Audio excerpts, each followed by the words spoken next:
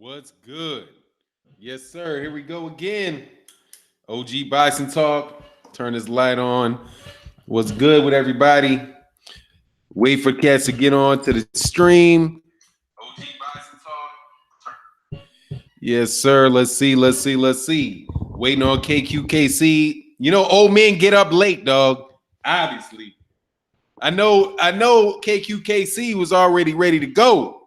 I saw he got a video out already this morning. Blood. We're gonna chop it up though. Let me say what's up to the people in the chat, man, while we wait to get this going. Yes, sir. Man, who's gonna thumbs down something on the way in the door? Man, come on, man.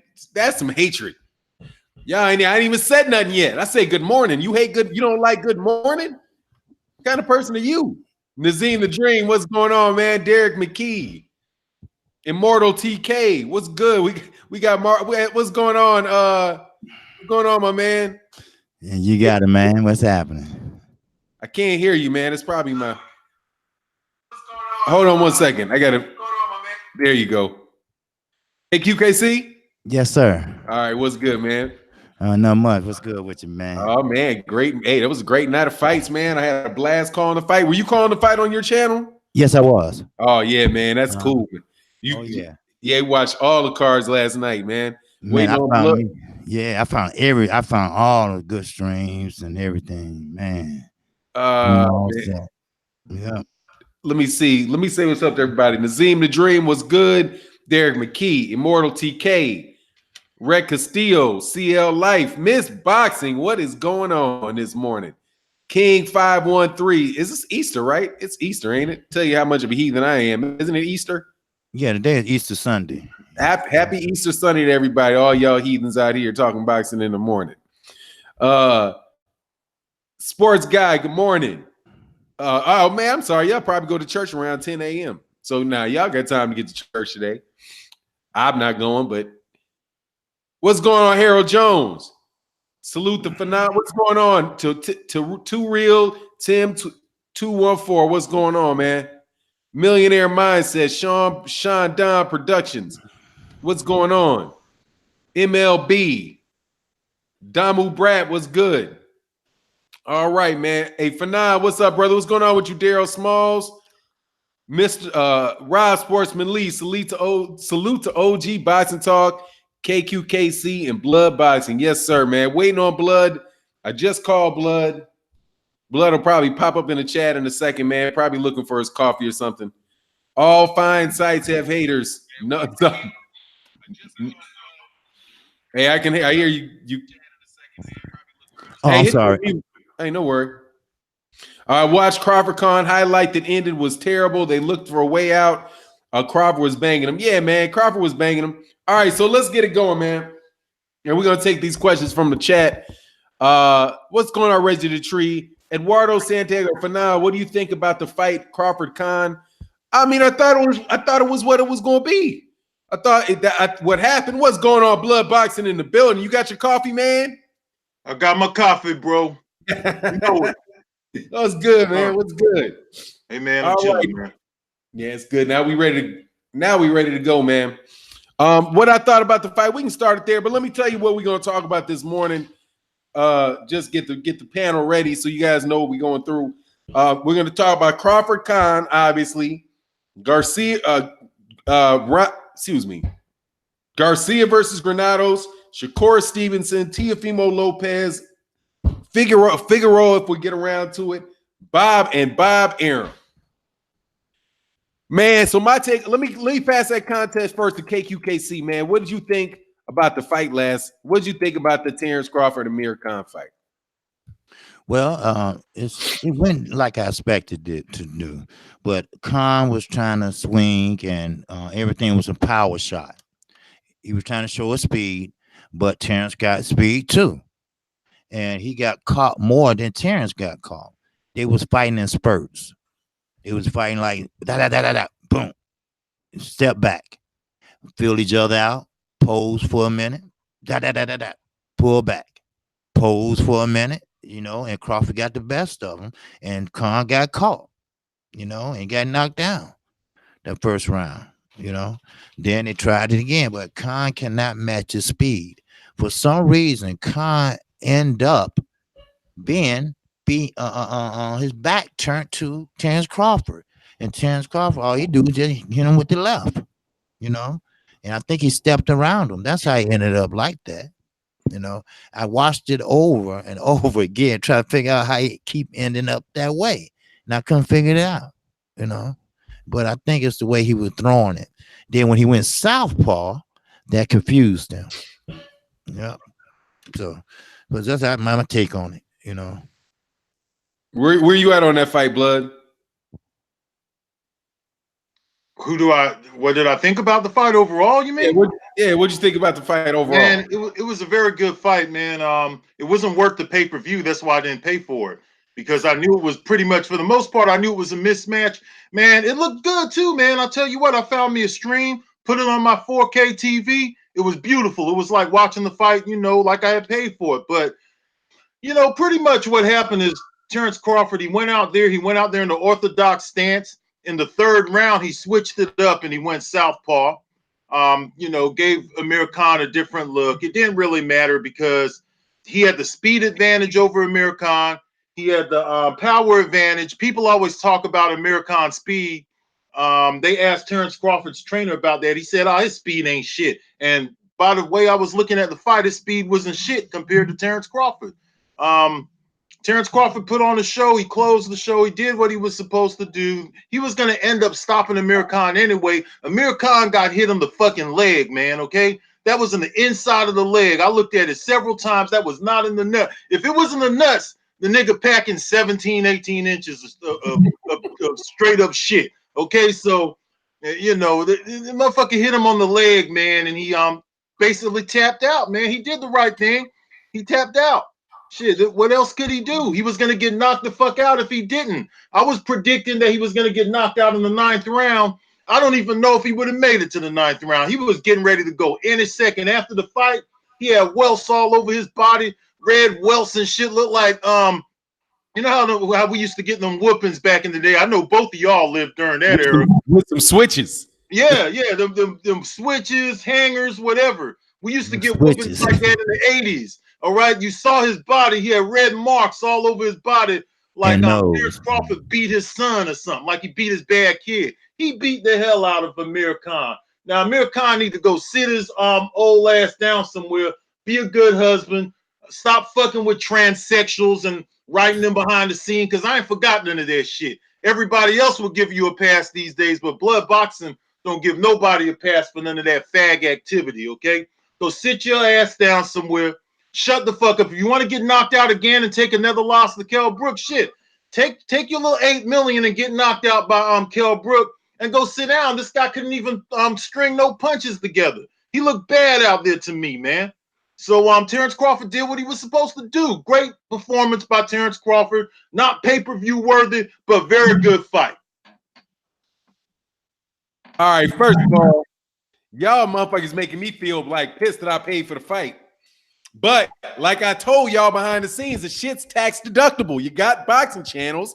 Come on, man. Let Bud get some money, because you know Tyson Fury getting all that free money. Bob make Terrence Crawford work for his. But man, look, here's my thing, man. That fight was exactly what it was supposed to be, man. It was a mismatch. It was a mismatch when it was made. It was a mismatch when it happened. You know, Terrence Crawford, I'm going back and forth with Rec Castillo about it. And he's like, man, that, you know, shout out to Rec saying that, you know, that wasn't Khan. I don't know what happened, man. Khan ain't been Khan. If Khan ever was Khan ain't been Khan since Khan got dropped by Danny Garcia. Because Danny Garcia dropped his ass like a sack of fucking potatoes. And then he got dropped like a sack of potatoes by, man, dog, he damn near got the he got bowling balled by Canelo Alvarez. And the first time he got hit, he got knocked down by some bum 2 fights ago. Was the last fight that he got knocked down? I think he got knocked down in the first round of his last fight. Against, I can't remember who it was that knocked him down. And then he gets knocked down in the first round of this fight. Dog, he's just a shell, man. He's just you can't unbreak an egg, man. Can't unbreak an egg. That dude he's just, nah, man. And I know what cats are going to get on about this Errol Spence Jr. fight. We can get on that. The best fight of the evening for me was the post conference where Bud was like, I can't make Bob Arum make this fight, and he told Bob Arum to make the fight basically, and Bob Arum was like, yeah, let's make the fight, and if Al Heyman doesn't make the fight, then boycott Al Heyman, and I'm telling you, when him saying that tells me Bob Arum don't want to make that fight, because if you take him at his word and what he said, that tells you he's asking if Al Heyman doesn't immediately make that fight, boycott Al Heyman. Boycott all Al Heyman fights? What? You want me to boycott the Deontay Wilder fight? You want me to boycott all the Charlo? You want me to boycott the Charlo's fights? You want me to boycott some of those fights at 140 pounds? You want me to boycott Devin Haney's fight? You want me to boycott 200 fucking fighters? Oh, because they're not with Top Rank. So during this boycott, only fights I'm supposed to watch are your fights?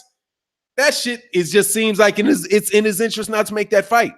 I don't think that dude wants to make that fight. And that's the saddest thing about that, man. But that was the best fight of the evening, was that. As far as Blood, as far as him not getting hit in the nuts, dog, he might have got hit in the dick though. that shit gonna hurt too, dog. Nah, he got hit on the leg, man. That guy, he's a fucking straight up chump, man. Hey, man. He did not get hit in the nuts, man. I didn't say the nuts. I didn't say the nuts. That shit wasn't nowhere near the nuts. But, dog, depending on he had his cup on, man. He had his cup on. That guy did not get hit. He didn't get hit in the nuts. He didn't get hit on the dick, nothing like that. He was getting that heat. He was getting that ass whooping. That leather was getting put on him. He had looked for a way out. He tapped out, man. That's as simple as that. He tapped the fuck out. Amir Khan, I had never seen him look worse, ever. He's looked bad in some fights before, but at least in some of these other fights, he was making a presence. Even in the Canelo fight, he was making a little bit of a presence until he got caught. He got just outboxed. Terrence Crawford was playing with him. It was a mismatch. He was like punching over his jab, all kind of stuff, going in there with his hands down, all kind of shit. He played with Amir Khan. It was a mismatch, man. There's no fucking pay-per-view fights. If they would have put the fight on regular TV like they should, you got all these people go out and get this fucking ESPN app, okay? If you want us to pay $5 for your little fucking raggedy ass app, you give us something special. At least put the fight on the fucking app or something like that, man. I mean, come on, man. This fight ain't pay-per-view. Kill that pay-per-view shit. All right, we want the best to fight. There's only one pay-per-view fight in the welterweight division, and that's Errol Spence versus Terrence Crawford. That's it. The rest of those fights are not pay-per-view worthy. Put these fights on TV so people can know who the fuck Terrence Crawford is and who the fuck Errol Spence is, because not everybody know who these guys is. We know who they is because we're hardcore boxing fans. We talk about these guys every day. Go outside and ask somebody across the street if they know who Terrence Crawford is. Go ask them if they know who Mayweather is. Chances are they may know who Mayweather is. But this is an opportunity during the TV era for these fighters to become popular. He is the face of ESPN. They did a good job on the build-up. Now just put him on regular TV. Nobody gonna pay $65 for that shit, whatever it was. I'm sure glad I saved my money. That's all I can say. Amir Khan, you a pussy. Go sit your ass down, boy. Be a good husband. Shut the fuck up. I want to hear no more of your motherfucking garbage ass lies, you bitch. And that's what I gotta say. Oh man, that's funny. Hold on, what's this? Oh man, got a text. Oh, somebody said Happy Easter, cousin. Oh, by the way, Happy Easter, blood. Sax B in the super chat said, "Good morning to the OGs. Good morning to the chat. Yes, sir. Good morning. Yes, sir. Yeah, man. I just, I bought it, so I'm gonna convince myself that I'm okay with the fact that I bought the fight. You got ripped off, bro. You got ripped off. You got ripped off, bro. Don't try to feel good about spending that money now. Hold on. I didn't. What do you say? What'd you say? Don't try to feel good about spending that money now.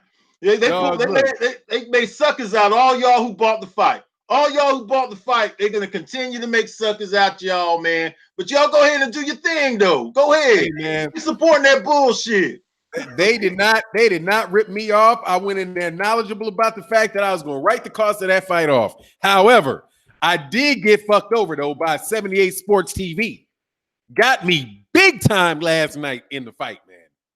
I was out there, man. We had a live stream. I'm talking smack. You know how trolls come through? So these trolls were talking, you got a job, you know, that type of crap, thinking because you talking boxing on the internet for some reason that you ain't got a job. So they said some shit like that. And I was like, look, man, here, I'll tell you about my job. You put $100 in the super chat and your email, and I'll send you $200 back. Any takers? Right? Didn't even know 78 was in the damn chat. 78 drops $100. Like, I'll take that shit. So I bet this dude $200, and I had to go onto his stream and pay $200, man, just to save my name. That I got ripped off. That's an expensive night for you, bro.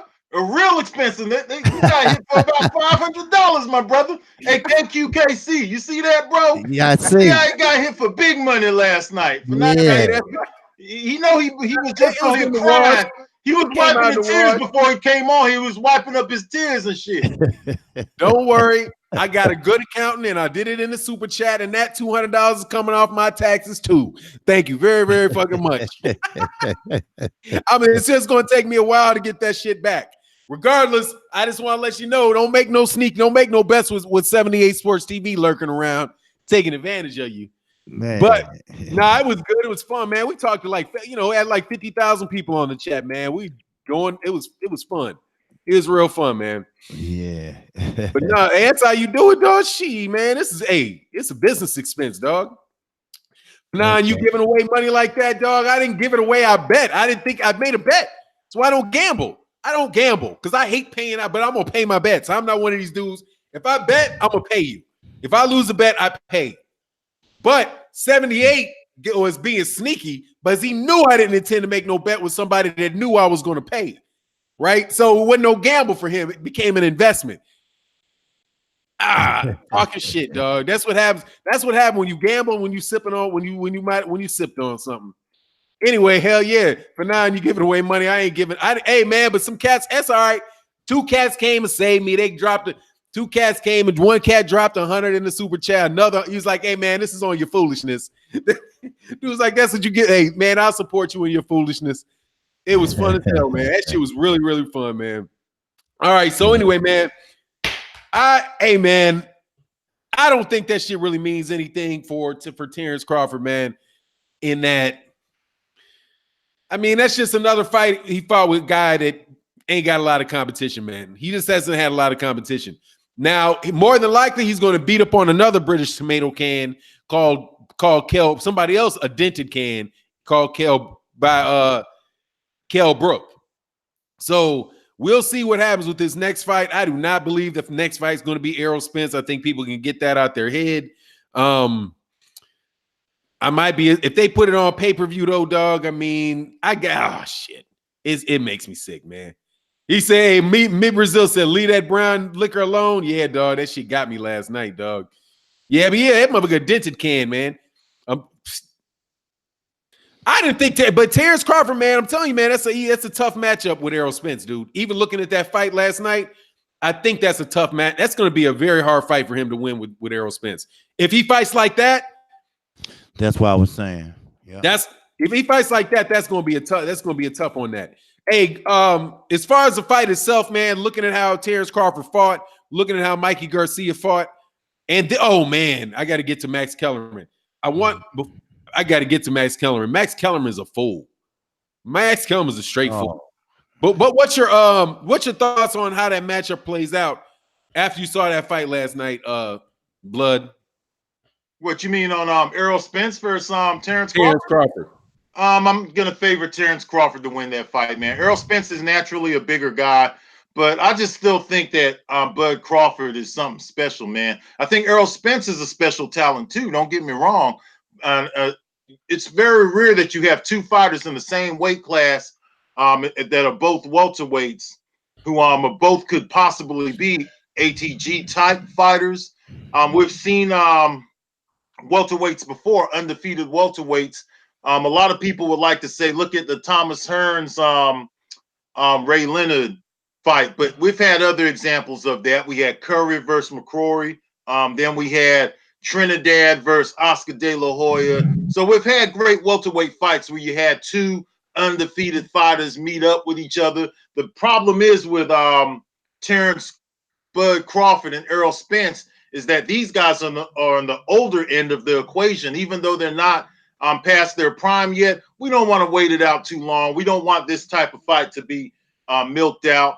I really would favor Crawford to win. I think that he's going to outpoint Errol Spence. Errol Spence is just too big and tough to beat up like that. But I think that just the fact that he could go from southpaw to orthodox, he could do a lot of different things, man. Errol Spence showed that he could fight off his back foot too and things like that. But I still favor Terrence Crawford to win the fight. I think he has the advantage in speed, and I think he's just as powerful as Errol Spence. I think he punches just as hard as Errol Spence. I do. Yes, I do. And in fact, there's one of the guys who sparred both of them. I can't remember his name. Who said that Terrence Crawford? Maurice Hooker. Okay, there it is. Maurice Hooker. It was Maurice Hooker. Okay, he said that Terrence Crawford shit hits harder. Okay. Said he had more shocking power. But that's what okay. Well, still, I could see that they're in the same neighborhood. It's not like Errol Spence hits significantly harder than I know. There's different types of power, but he does not hit significantly harder than Terrence Crawford. Okay. Errol Spence is not no Julian Jackson or anyone like that. I mean, he does punch hard. He's a strong kid. Terrence Crawford, he's going to have a little bit of a size advantage fight night because, you know, they rehydrate and all of that. Because in my opinion, Errol Spence is really more of a junior middleweight. But, you know, I would favor Terrence Crawford. Skills pay the bills, baby. And Terrence Crawford got more skills than anybody in the game. He is the pound for pound king. Kqkc? Yes, sir. Well, I have to respectfully disagree with Blood. You know, you're my guy, but Terrence Crawford, he fights the same way every time. Now, as far as size, Terrence Crawford is getting bigger. He's filling in that 147. If you looked at him last night, he's not no 140 no more. He's 147, and he can box. Yes, he can. But Earl has more tools in his box. Earl can do the back foot. He can step around. He can fight coming forward with the earmuffs on, or he can fight on the back foot and tag you. Yes, Terrence Crawford can do that. He can switch. Yes. But when you switching, Earl got an answer for that. Every answer, every adjustment his opponent makes, he makes that adjustment. And he makes it just right for his opponent. And I think Errol Spence has a better pedigree than Crawford. You know, he got the fundamentals better than Terrence Crawford. I mean, even though they didn't medal in the Olympics, but that's what it all starts from. That's where all the basics start from, the fundamentals. When you're in trouble, what you do? You get out of there, you know, just like the other fight we watched last night. As long as he had an opening to get out, then he was fine till he got knocked out. But still, you know, you use your fundamentals. Terrence Crawford do the same thing. Feint, feint, feint, feint, feint. And that's it, you know. And Khan, he can't match his speed. But Earl, he takes his time. He don't care if it's a 6th round or 7th round. He's going to get you and he's going to figure you out.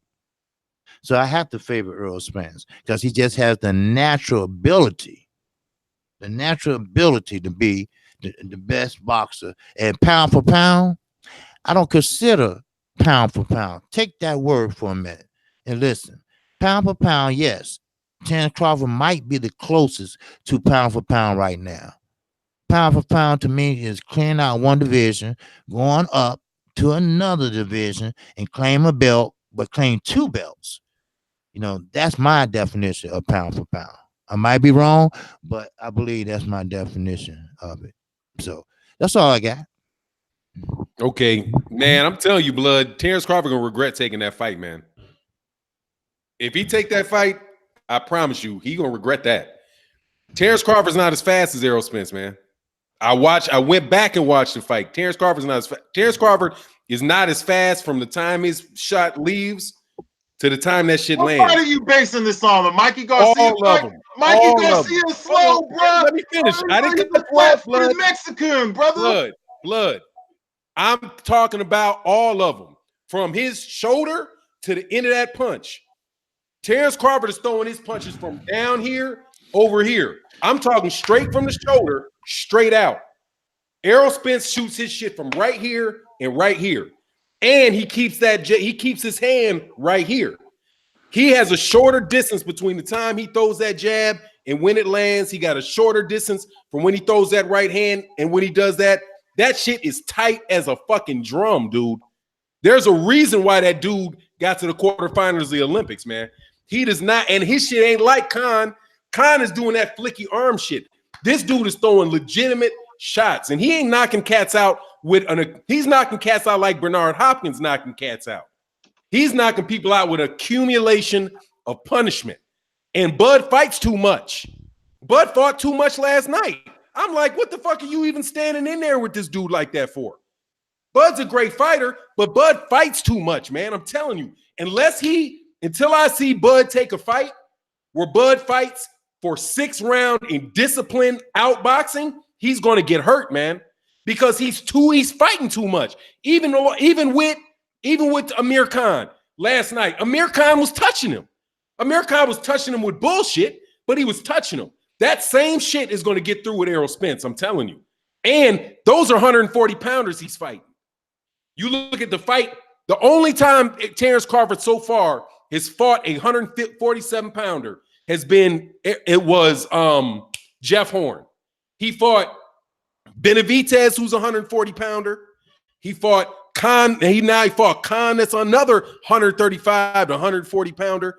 Dude, I'm telling you, Bob, the reason that Bob Arum saying Bob Arum ain't gonna make that fight until Bud is either he's done making money off that fight, or he's done making money off of Bud, because that shit is not going to be good for Bud, man. I'm telling you, he's too loose with his shit, too loose. And I like the fights that you talked about before. Pernell Whitaker versus Tito Trinidad. Pernell Whitaker had never fucking really lost a fight in his career before he fought Tito Trinidad. And I don't think Tito Trinidad is as good a fighter all around. That left hook was a bitch. But I don't think he's as good a fighter all around as Errol Spence. The reason that Pernell Whitaker lost is because that dude was throwing straight jabs, straight right hands, and tight left hooks right down the middle on a cat. And over time, it shit started wearing down on Sweet Pea. I'm telling you, man, Terrence Crawford is an excellent athlete, and he relies on his athleticism a lot. When an athlete is in there with another guy that's that's as athletic as him, but the guy that's as athletic has a tighter offense, a tighter defense, and is consistently aggressive, dog, that shit is going to bode badly for him, man. I'm telling you.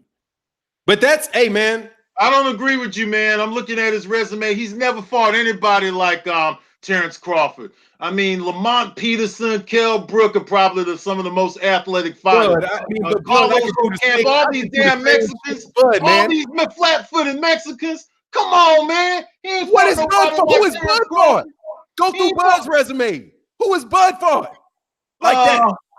Nobody. Yeah, but Errol Spence, he's not even known for his speed, man. He's just a come-forward fighter. He was able to do that against slow-ass Mikey Garcia, because Mikey Garcia is slow, man. He's a slow, flat-footed Mexican, so he could do that against a slow, flat-footed Mexican.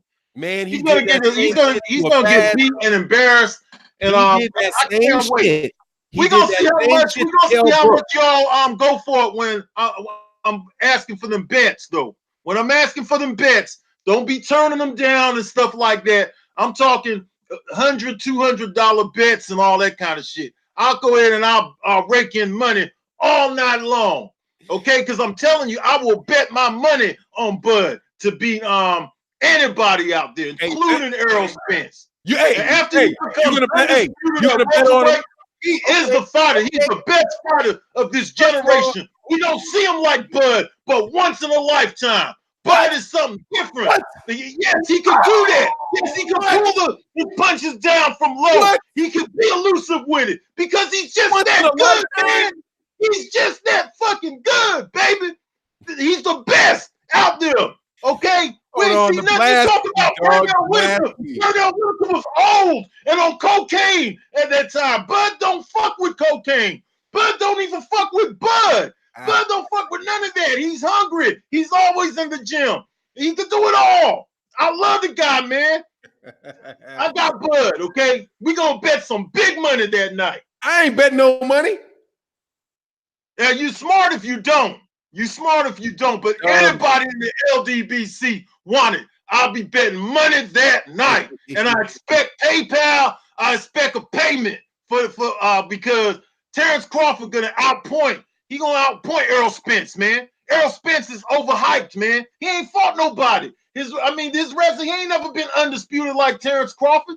Terrence Crawford, man, you can't even compare the two resumes. The biggest thing Errol Spence did. You right. He went overseas and fought Kell Brook in his backyard. Kell Brook was a damaged fighter. He had already got beat. By Golovkin. Slow down a second, blood. Nothing, man. Slow down a second. Who the fuck is Terrence Crawford beat? He beat who was the best. That's right. He beat who was the best. He ain't beat nobody. But he beat who was the best. He was undisputed. He had an undisputed status. He ain't beat nobody, dog.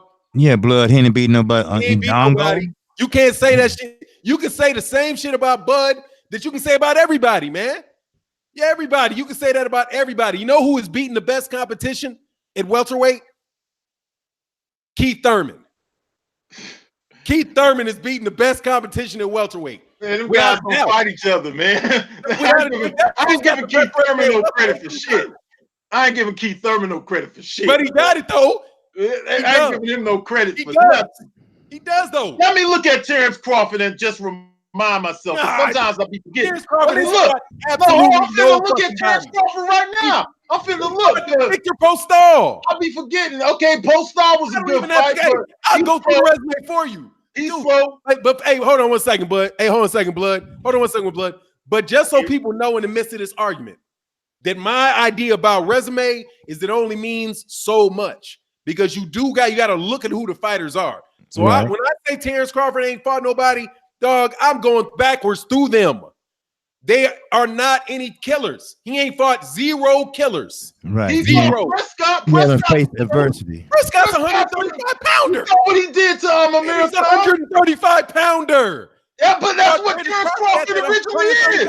He's not as big as Errol Spence, man. He's not physically as big. He's 135 pounds. That's why he's up there fighting naturally bigger guys. Let me ask you another question. Him fighting Errol Spence is the equivalent of Errol Spence fighting a herd or somebody like that. Man, then he need to not do that shit then.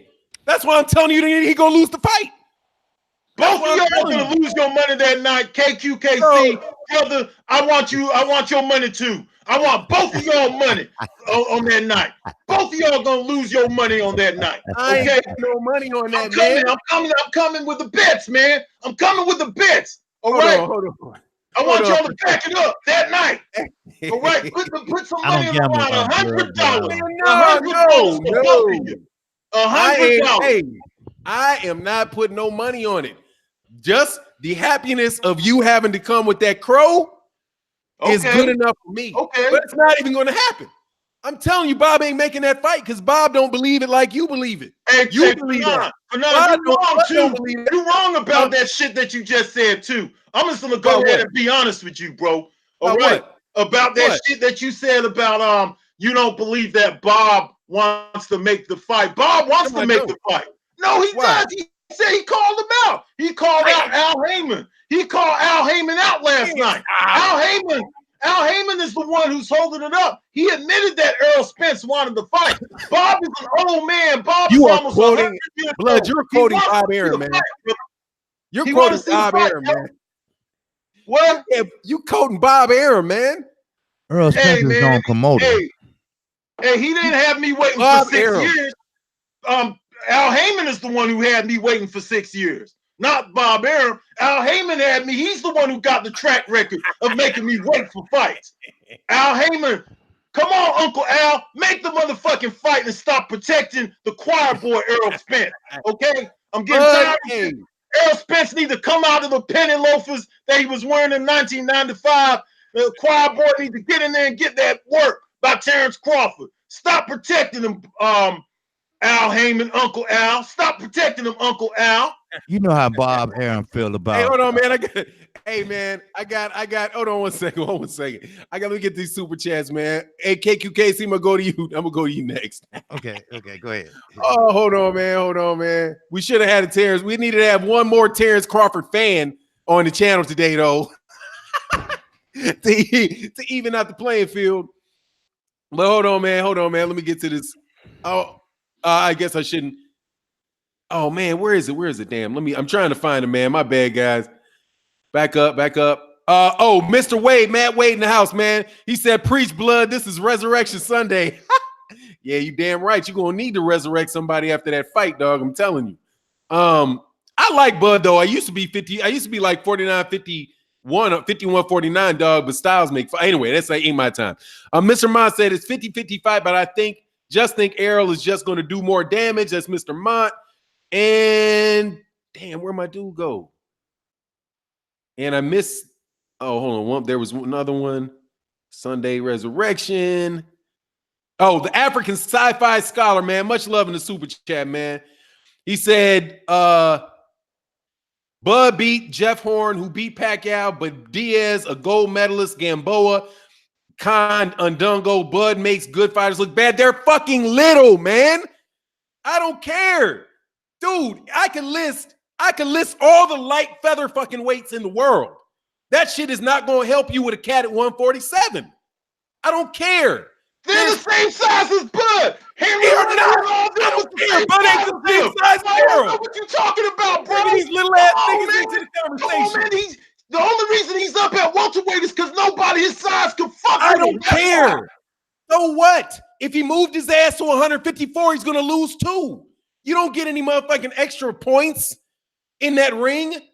If he goes up and fight Jermell Charlo, you going to take him over Jermell Charlo? Shit, he got a better resume than Jermell Charlo. Jermell Charlo's going to beat Terrence Crawford, man. You going to give him over Canelo? Shit, you going to like give him credit for fighting lightweights when he's at 168 pounds? This is real life. We're not talking pound for pound. We're talking about real life. I don't know if Charlo could beat Terrence Crawford. I mean, he's much bigger.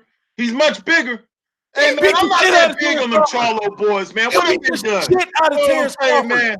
Come on. Errol Spence that's Errol Spence's real weight class. He really needs to be up with them guys. That's right. That's why you shouldn't take the bet. That's why you shouldn't bet your money on that.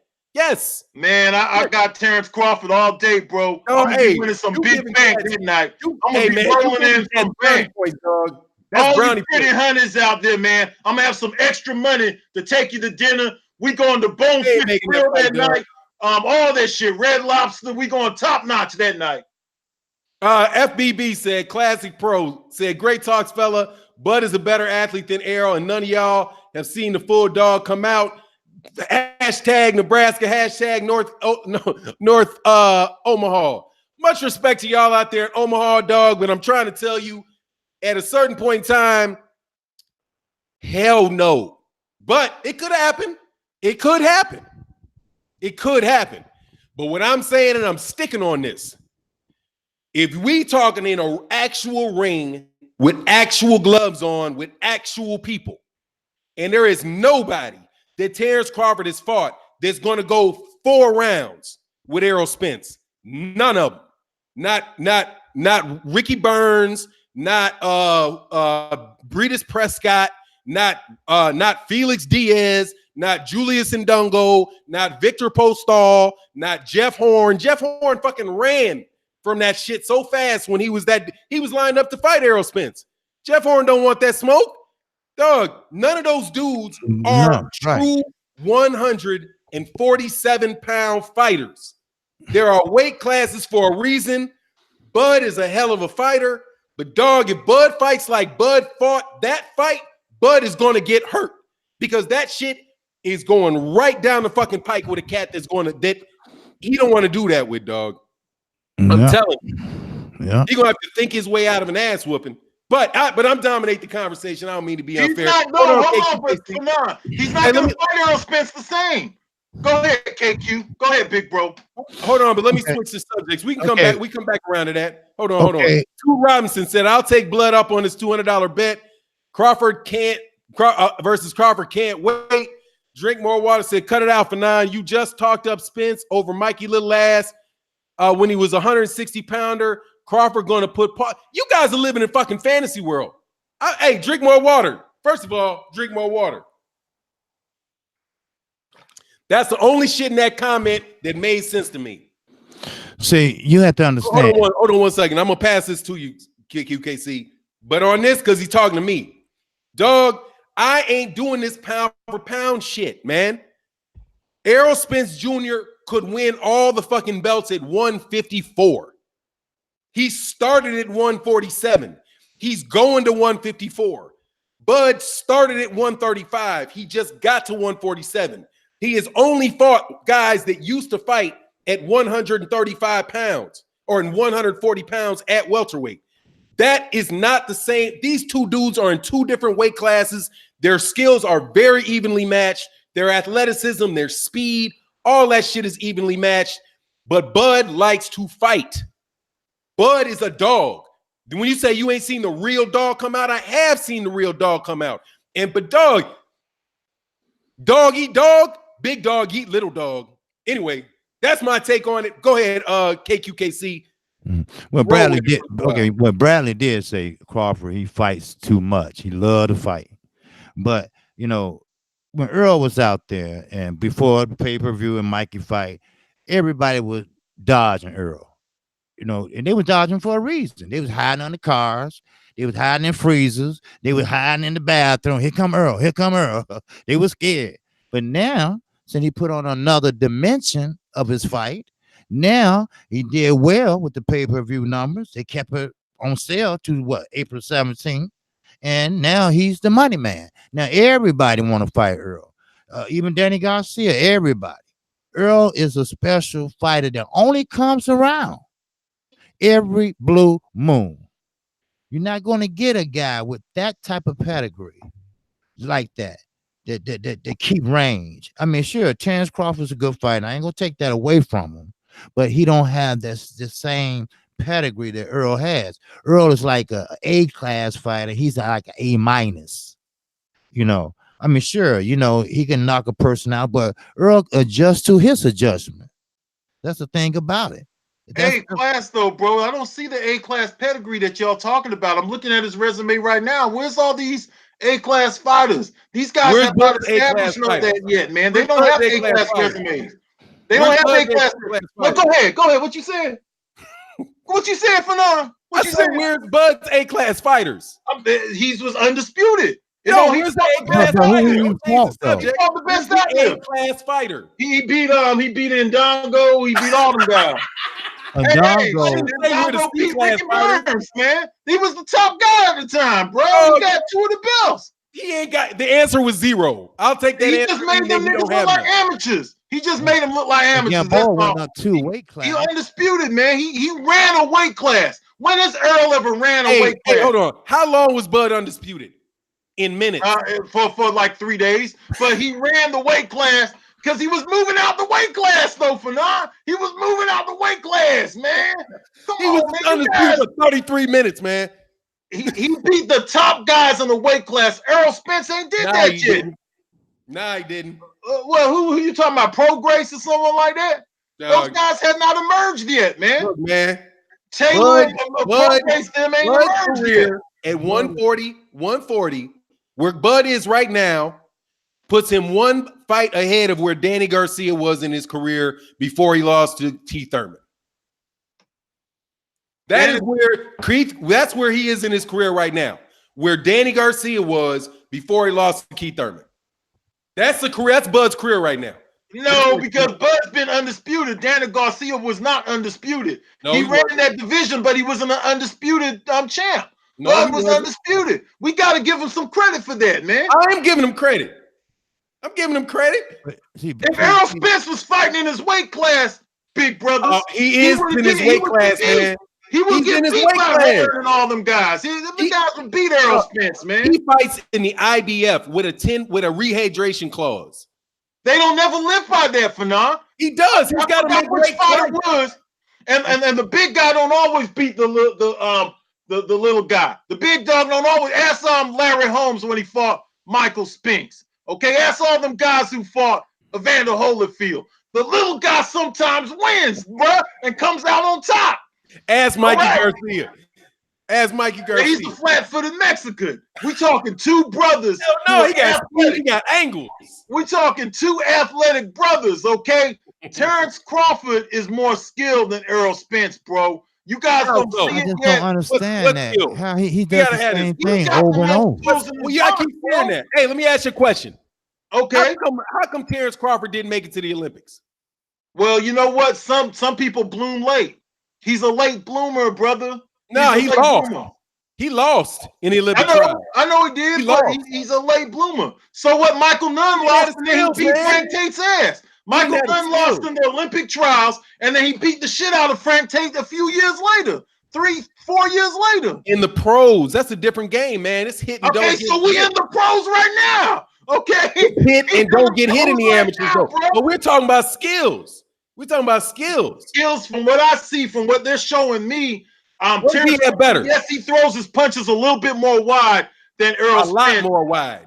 But he knows how to throw those straight punches, because that's what he did to Ndongo. Watch the fight, man. Against London. What happened to Ndongo the next fight? Just curious. Whatever became of Julius Ndongo? Because Crawford, he was damaged goods for Crawford. That's the only reason why. Lundy is another guy. He showed that he could throw straight punches against London. God, dog, y'all making me sick. I can't wait for Game of Thrones. That's all. Hey, it's all love, blood. But come on, man. It's all good, man. Hey, Game of Thrones is gonna be the shit tonight. This is gonna be the good one. Let me get these super chats, man. Hey, you can't. I just don't think you really can defend anybody's resume in boxing today, other than Canelo's. Yeah, they really them resumes. Yeah. I mean, it's just that, man. It's just, look, man. Bud can fight his ass off. I ain't got no problem. Bud got a shot in the chance. It's a better fight than the Mikey Garcia fight. Brian Taylor said Errol's body attack is out of this world. I got Errol. That's Brian Taylor. Drink more water. Was talking a little smack to me, dog. Mikey little ass. Now Mikey little. Mikey got his ass beat from stem to stern on all kind of juice. Had all kind of snack up in his ass and got outboxed. Terribly outboxed. Okay, so all right, man. Let's change. I'm sure we'll come back to this, dog. Oh no. Oh, hold on. What? Somebody said something about the Olympics sounding like no, dog. Let me tell you why I brought up the Olympics. Because we were talking about pedigree. And one thing about the Olympics that's for sure is that bullshit system. You got to be able to box to get to the Olympics. You got to be able to hit and not get hit, because they had that hit on the tip of the white glove. You got headgear on. Knockdowns only count a point. A knockdown counts the same as much as a jab. So what happened with Terrence Crawford? This is my take on Terrence Crawford in the amateurs. Because I definitely saw that National Golden Gloves fight that people say he got robbed in. He knocked the dude down twice. But knocking the dude down in the amateurs doesn't give you extra points. In the pros, that's a 10-8 round. He would have beat the guy with pro scoring. But with amateur scoring, he ain't gonna beat the guy like that, because he also was getting hit too much. The amateur, that shit is about hitting and not getting hit. I don't think that that's the same sport from the amateurs that there are to the pros. What I'm saying is, when people say somebody got a better skill set, you can look at the guys who are amateur fighters that can get they have, as far as that hit and don't get hit style. That's Amir Khan style. That's that amateur ass style. That tip, tip, tip, tip, tip, fast little hands, that touch you, and every one of them little touches count for a score. But that doesn't translate when somebody like Deontay Wilder can, short circuit you. That's the only reason that I brought up the amateurs, and because people keep talking about pedigrees. I see Bud Crawford as being immensely talented. I think that dude is talented. He and Gervonta Davis, to me, are probably the most talented guys in boxing. Just because, and off of their natural abilities, their reflexes, their aggression, he's just got a ton of talent. That's the only reason I brought that up, man. I didn't bring it up to say that I think that the amateurs, mean way more. Khan was beating Canelo for 4 rounds, 1-0 versus Bud. No, he did. So what? Amir Khan wasn't trying to win a round.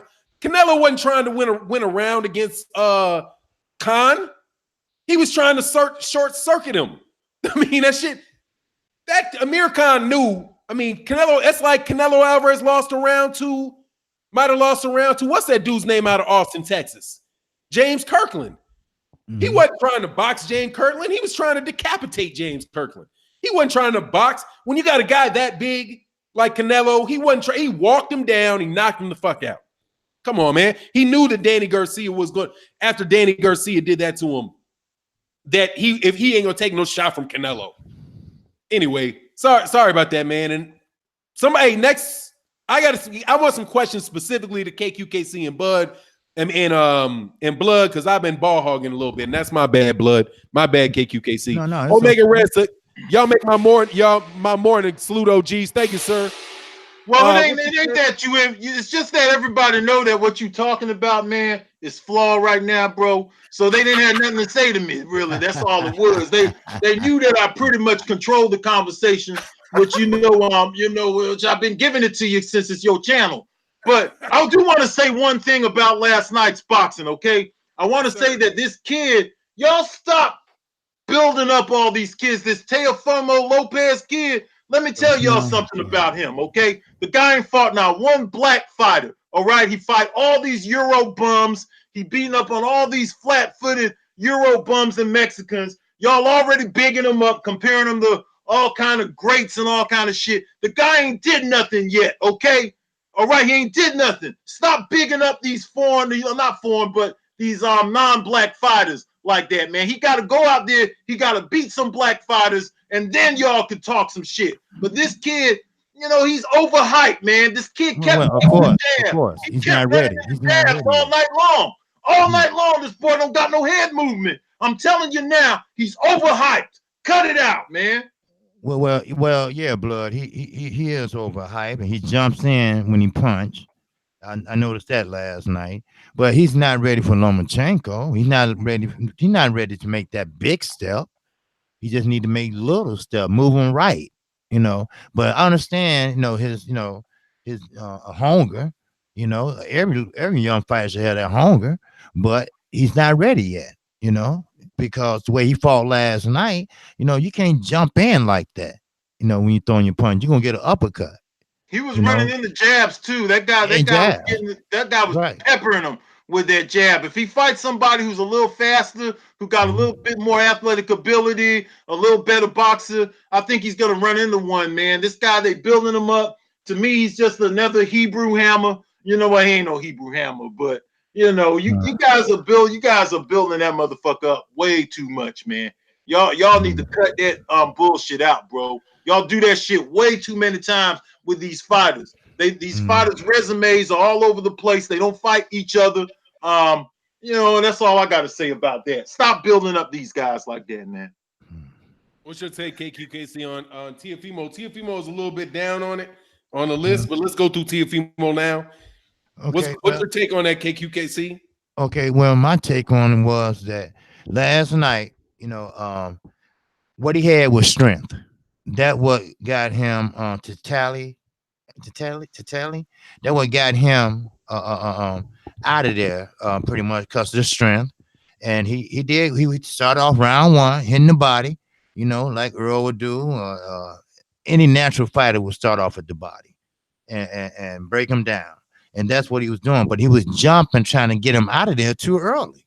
You know, he was looking for the knockout. Everybody knows you don't go looking for the knockout. You let it come to you. If it's there, take it. If it's not, don't worry about it. But he had a good punch placement when he hit him with that body shot right under the elbow and knocked him down. But he's still green around the edges. You know, he still don't have the type of fundamentals. And like Blood said, a polished fighter, a more polished fighter, will pick him apart.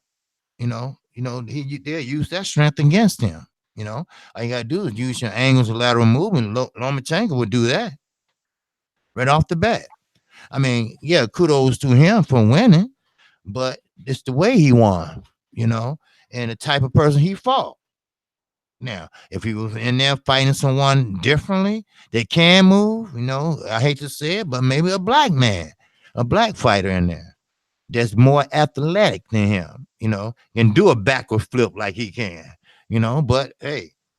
but he haven't fought them yet. But when he do, then we'll see the tough. He ain't fought no adversity yet. He ain't getting knocked down and come back and dominate. He haven't went through that yet, so that's my take on it. Yeah, how many more bumps is he going to beat? Hey, shout out to the African sci-fi scholar in the super chat who's looking who's exposed Fanon. He basically knows that Fanon is full of it today, just like me. The African sci-fi scholar says, Fanon, based on that Olympic logic, with all due respect, then Wilder has more skills than ESJ because he medaled. ESJ and Bud are both A+, but folks got to put respect on Bud name, and that's the Fanon. That's the African sci-fi scholar who schooled Fanon on that comment. Thanks a lot for the $10 in the super chat. Now, Blood fighting dirty in this bitch, skipping way ahead out of the line in the conversation. African sci-fi scholar, I ain't that easy. First of all, my logic is that they made it to the Olympics. By my logic, Deontay Wilder is more skilled than Terrence Crawford is. That's what the comparison is, because Errol Spence Jr. made it to the Olympics and made it to the quarterfinals. There's one fight difference between the two of them. And quite honestly, I do believe that there was a tie for the bronze medal with Deontay Wilder. So it really could be argued that Errol Spence and Deontay Wilder have the same Olympic pedigree. But yeah, Deontay Wilder is a skilled fighter, man. He's very fast. He's very athletic. He's got a good jab. He's got the ability to land shots between the gloves. Yeah, I think Deontay Wilder has an excellent pedigree. Excellent pedigree. You're saying that Deontay Wilder is more skilled than Terrence Crawford? Hold on, man. You're saying that Terrence Crawford is less skilled than Deontay Wilder? Is that what you're saying? I said that he got a less pedigree. He doesn't have the pedigree. He doesn't. Oh my goodness, boy. Oh my God. He doesn't have the pedigree. Oh shit. Oh man, I can't believe it. Hold on. Let's review this, Blood. Let's go through the record. Who has the most wins in their career? Deontay Wilder. Who has the most championship title defenses, the longest reign? Deontay Wilder. Who's undisputed? Deontay Wilder. Who's undisputed? Terrence Crawford. Who can fight out of the Southpaw and Orthodox? Terrence Crawford. He ain't even in a real weight class. Terrence ain't even in a real weight class. Toolbox, man. He's not even in a traditional weight class. Bud's not even in a real weight class unified. 140? A tweener weight class like 140? He ain't no undisputed 147 pounder. He ain't an y'all in the chat, man. Y'all in the chat, and Kqkc on some bullshit today. Okay? Well, hey, I know they're older than all the rest of us, but go ahead and tell them the truth, man. Don't lie to them because of their age. Seriously though. Hold on. Let me correct something, okay? No, I do not think that Deontay Wilder is more skilled than Terrence Crawford. No, I do not.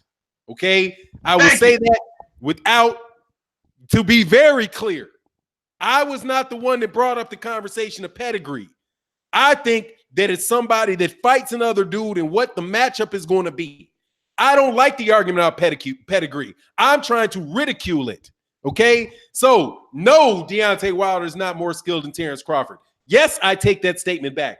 But African Sci-Fi Scholar, being a smartass, turned around my statement because I was saying that when people talk about resumes, I'm telling you, Bud is the pound for pound #1 fighter in the world. I'm saying that. He's #1 pound for pound fighter in the world. But we ain't, but pound for pound don't fight. Pound for pound ain't a weight class. Okay, Terrence Crawford does not have a better resume than Errol Spence. I also said that Terrence Crawford doesn't have a better resume than Keith Thurman. But I think he can beat him. I don't believe in this, this resume, who did this guy not fight? I don't believe in that. I believe styles make fights. I ain't doing no fantasy matchups where one guy that was beating up guys at 135 pounds that he outweighed by 20 fucking pounds. I'm not going to give him any credit for that because if Errol Spence Jr. fought at 135, he killed them dudes. They wouldn't even make it illegal for him to fight. Ricky Burns, he went the distance with Ricky Burns. Hey, big bro, not to cut you off, but, it is Sunday today. Stop with all that lying and going all over the place now. It's Sunday now. Y'all cut it out. He didn't go to distance with Ricky Burns. No, you switched it up, bro. No. The Sci-Fi Scholar. He did. The Sci-Fi Scholar called you out, man. You trying to skip around it, bro. No. You trying to skip around it. I have addressed Sci-Fi Scholar and his attempt to turn my words around. I am talking about the fact that I don't even care about resumes. I don't care about them. I don't think that shit's real. But on the resume of Bud Crawford is a unanimous decision win against Ricky Burns. Ricky Burns, the notorious 135, presently a tomato can ass Ricky Burns, went the distance with Terrence Crawford at 12 pounds ago. 2 weight classes. Ricky Burns got a great chin. Who else knocked out Ricky Burns? At 135 pounds? No, Ricky Burns got his jaw broke. At 135 pounds? At 135 pounds.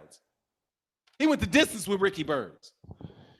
Okay, but great fighters go the distance with C-class. Not at 135 pounds, bro. Not 135 pounds, dog. Not 135 pounds, dog. Ricky Burns got a good beard, man. Who done knocked out Ricky Burns? He one of those white boys who could take a punch. There's some of them guys out there. They've been around forever. Those kind of white boys who got good chins could take an ass whooping. Ricky Burns is a bleeder. He could take an ass whooping. He could have TKO'd him. All I need to do is punch him in the nuts, like he just did. Damn, I already forgot Amir Khan's name, dog.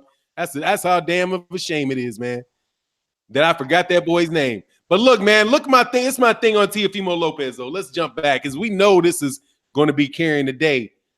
Nobody has ever knocked out Ricky Burns. Unanimous decision, a bunch of unanimous decision losses. Yes, but Zadoklannon beat him in the next fight too. So come on, man, that ain't the biggest win in the world. And he went the distance with Omar Figueroa. He can take a shot, to his credit. You're right. Because you go the distance with Omar Figueroa, you can take a shot, dog, because Omar Figueroa gonna hit you. Mm-hmm. So respect to Ricky Burns, who will not go the distance. Would you put $200 on Ricky Burns going the distance with Errol Spence? No. I'll answer that question for you. But Teofimo Lopez. Yeah, but Ronald Cruz went the distance with Errol Spence, just to let you know. In how many rounds? It don't matter. He went the distance, bro. Was that a 6 or an 8 round fight? He gave him a rough fight, man. He went the distance with him, bro. Was that 6 or 8 round fight? It was a tough fight for Errol Spence, man. He barely won the fight. That means that was a 6 round fight, dog.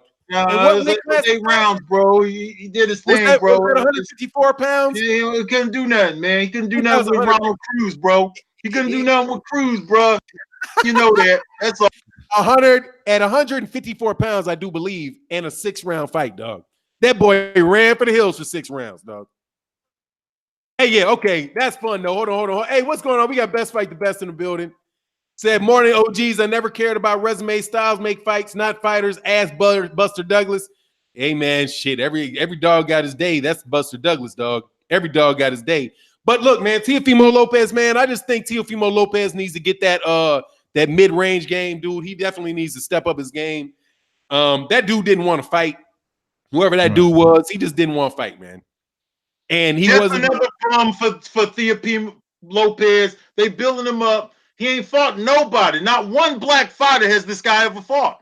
All right, he's gonna beat up all them bleeders that he's fighting and flat-footed fighters. So he looked good right now, but he ain't never fought anybody of any significance. Lomachenko was right when they was talking to him, and Lomachenko's English is getting a little bit better, I gotta say. But he was right about Lopez. He was right about the kid, man. The kid ain't fought nobody. Fight some black fighters, all right? I know that's y'all. Some of y'all don't like it, but that's how we talk up in the barbershop, all right? You gotta fight some niggas. You gotta fight some brothers, all right? You can't just sit up there fighting a bunch of white boys, beating up all these white boys and over the hill bums and all that shit, and then expect to get all this credit. That guy last night, who the fuck was that guy, man, huh? Just another He didn't get no credit for that, man. That dude Teofimo looked bad. He didn't even look like he was in good shape, man. Right. No, he wasn't. Hey, hold on. I got somebody said something stupid in this comment section. Now I'm not letting it slide. Fanon is the biggest hater of Crawford, Joshua, Hearn. You're not realistic. First of all, dog, I am not nearly the biggest hater of Hearn. Okay? I'm sure they got maybe a few thousand people over there in the UK that can't stand Hearn. People been calling Hearn a lying piece of shit before he ever came to the United States. I ain't in the top 5. The hater, you know who the biggest hater of Eddie Hearn is? It's a dude called The Truth. Reality. Eddie Hearn is the biggest hater of Eddie Hearn because Eddie Hearn keep arguing with Eddie Hearn. Eddie Hearn says one thing, then Eddie Hearn come out and say that Eddie Hearn was lying. Because he'll say one thing and then the other Eddie Hearn says something else. I'm not a hater of Anthony Joshua. I don't like Anthony Joshua's excuse-making protectionist fans. That's what I don't like. I didn't like the fact that you guys sit there and spend so much time tearing down Deontay Wilder that it was ridiculous. Deontay Wilder is is the second longest reigning champion in all of boxing by 1 month. He's reigned 1 month less than some guy down at 105 pounds. But of all the major divisions, he's the longest reigning heavyweight champion, the longest reigning champion that we have. He's got 40 knockouts. He's got 40 fights, 39 knockouts, and he's put everybody ever fought flat on their back. And you guys find some way to try to convince people in America that we don't know a guy that isn't known. A guy isn't known who gets 1 million people to watch him fight every time he comes out, dude. 1 million people in the US. And you think I'm hating? Yeah, no, I don't have a problem with Joshua. I got a problem with you. I got a problem with you trying to tear down Deontay Wilder. As far as me being the hater on Crawford, I'm not a hater on Crawford. And I've got the receipts to prove it.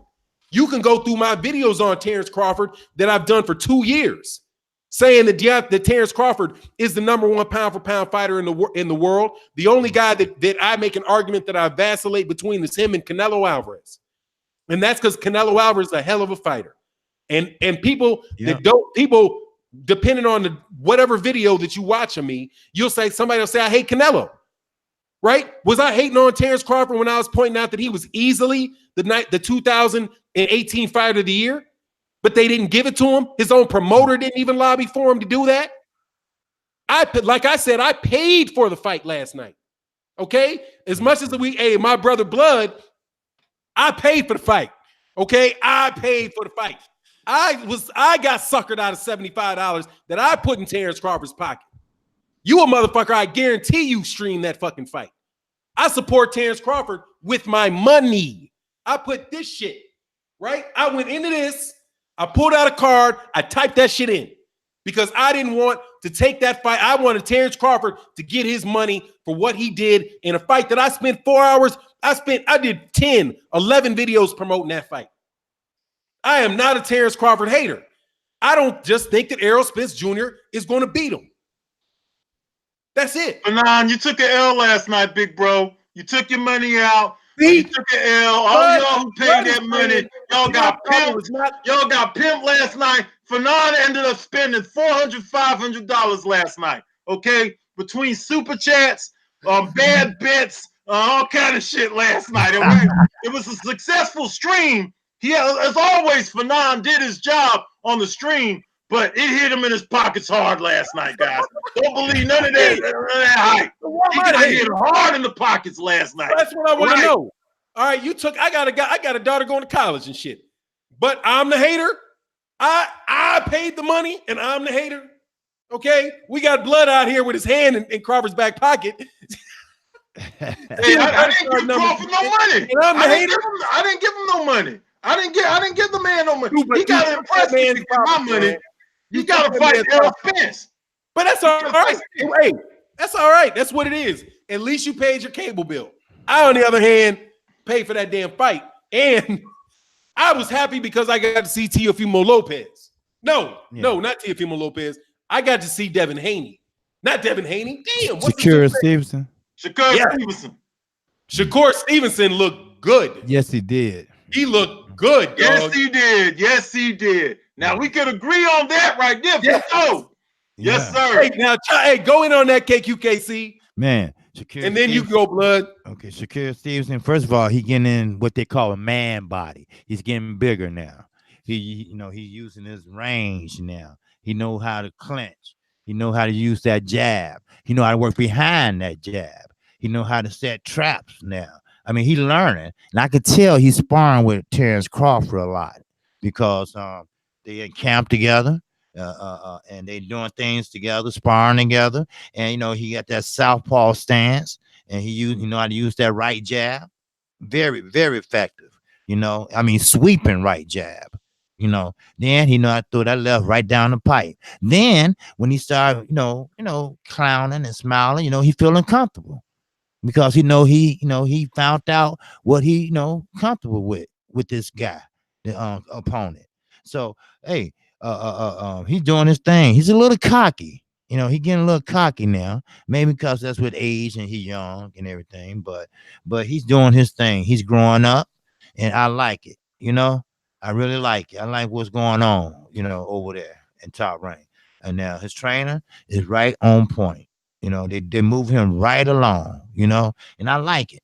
I really do. And I like to see young brothers getting the exposure. And like he said, he should have been the co-main event, but don't rush a young man because he gonna get there because he got his heart into it. He got, and he's a likable guy. He's a crowd friendly guy, so I see him doing big things in the future. Yes, sir. Yep. Get that super chat for now. You see it.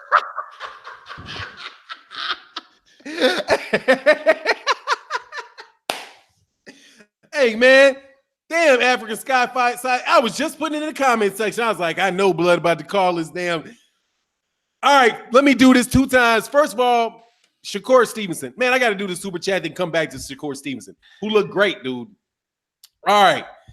Gary Russell, arguably the best U.S. amateur since Floyd. That's an argument, not one that I would take. And Gary didn't make the Olympics. Olympics is not a measure of pedigree. It's a measure of opportunity and timing. Bud beat Diaz, who has more pedigree based on your logic than anyone else. Anyone Errol Spence Jr. faced. Okay, no, you are once again mischaracterizing, and I appreciate the support to the channel. Wait, you are mischaracterizing what I'm saying. Wait.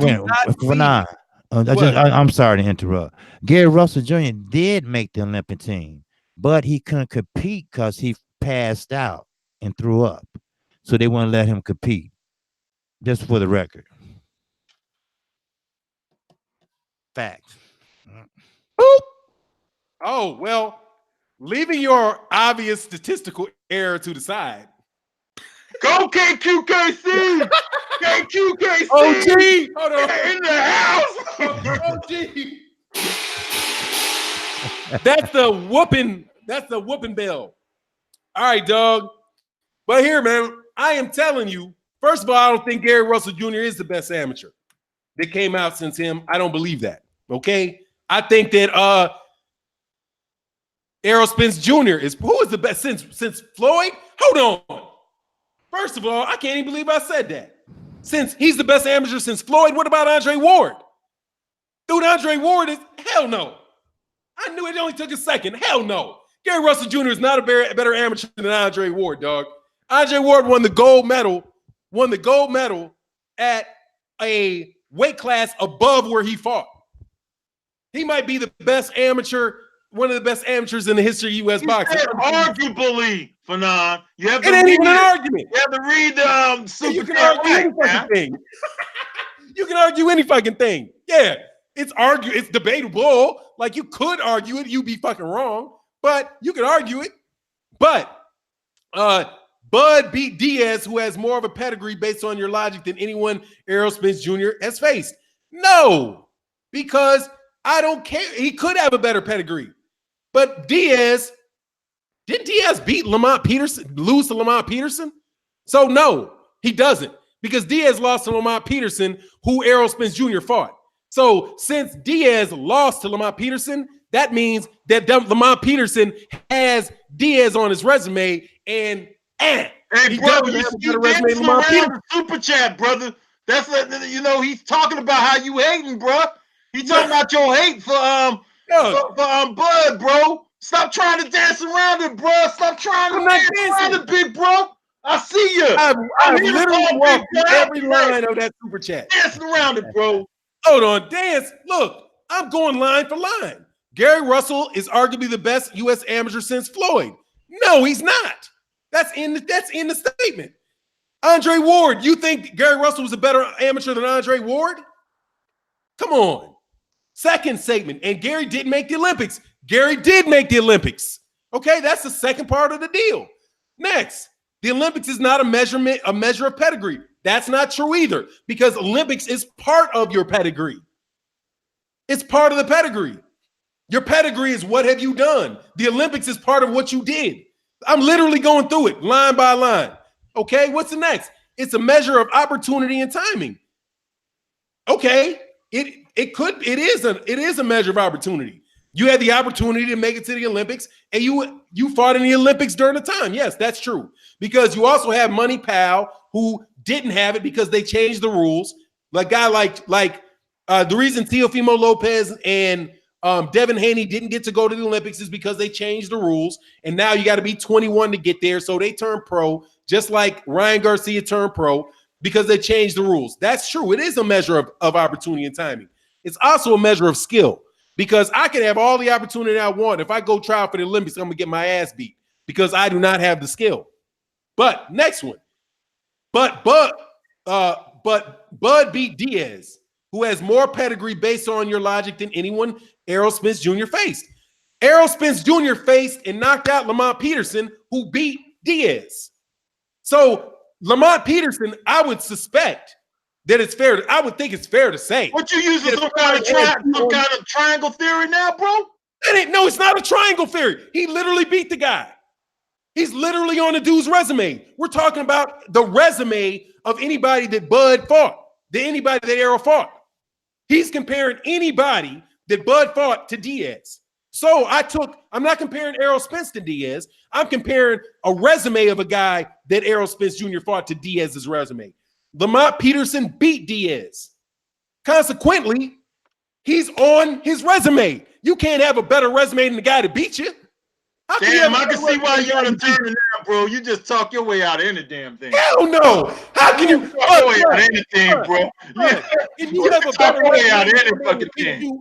Bud, for real, can you have a better resume than somebody to beat you when you on their resume with an L? How can you have a better resume than somebody to beat you? I could be like, yeah, you beat a bunch of fancy dudes, then I whooped your ass. You on my resume. Diaz is a notch on Lamont Peterson's belt. He can't be. Come on, man. Come on, dog. But you damn right. Hey, you damn right. We use that logic around this bitch. Oh, man, big bro. I ain't easy money, dog. Ain't no easy money over here, dog. All right. That ain't no excuses. I walked through every line of that statement. I addressed every word in that super chat. Every word. And I believe if you pay $50, that you deserve the right for an analysis of every word in your chat. And I did it. And I would do it again. But y'all can't get out of that shit because it was fraught. You know that word. You know how we like using words. It was fraught with inaccuracies and assumptions that could easily be parried. Oh, my goodness, y'all. Hey, an African side Scott Fowler, I wouldn't even have done it, but Blood insisted. Blood putting batteries in people's backs today, dog. Don't be putting no, come on, Blood. Don't be putting batteries in people's backs. Y'all drinking that Bud Heyday, both you and Kqkc. I see Kqkc over there trying to be all quiet and shit. I see him trying to be all quiet. Y'all drinking that Heyday today. Both of the two big brothers drinking Heyday, man. Bud Heyday today. I paid for the fight, Blood. I paid for the fight. And you got pimp. You got pimp. You the one that got pimp. Me and Kqkc was smart and live streamed that motherfucker. I got pimp. All right. Blood, if I got pimp, let's use that again. I like that, Blood. Stop reminding the people that you paid out all that money last night, bro. I got pimped. You're right. I got pimped. I was a hoe. I was a hoe last night. I got pimped. And you know, hoes love they pimp. And guess who pimped me? Terrence Crawford pimped me. So by calling me, saying I got pimped, you telling me that I got love for my pimp. Terrence Crawford sold me that bullshit ass tomato can ass fight. And I gonna pay for the next one. Let me ask you something now. You asking a lot of you gonna pay for the next one? Yes. Because it's tax deductible, dog. It's tax deductible. And I love Bud. I'd rather give Bud my money than give it to Uncle Sam, dog. I'm going to cover the fight. I'm going to have a conversation. It's going to be a business expense. And I am more than happy that Bud and his family and his little kids can live a life of prosperity, can live a life of plenty, and they have enough money to go and take that money they got and go put it in that church pot this morning on this fair, fine Easter morning, dog. Boy, y'all running some lies on church on Easter Sunday, boy. Y'all getting caught up in all kind of stuff today. You and Kqkc, KQ being all quiet over there because he don't got nothing to say after he made that statement that Errol Spence had more in the toolbox. When he realized he made that mistake, you know, he ain't said nothing since. I see you, Kqkc. Come on, man. Defend yourself for that shit that you said, brother. Man, oh no way. He got more tools in his toolbox. No doubt about that now. You can't touch Earl now. Now, like I say, I always say this: the amateurs and the Olympics. Olympics is the highest accolade you can ever get in the amateurs. Why? Because everything you won in Golden Gate, and remember, Earl Spence was international, not local. He was international amateur of the year.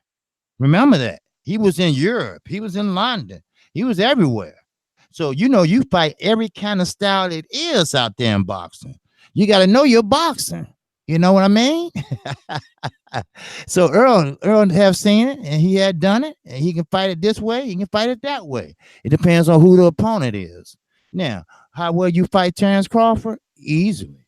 Feint him, keep feinting him, and keep the jab right up in his face. Every time he moves, you cut the ring off.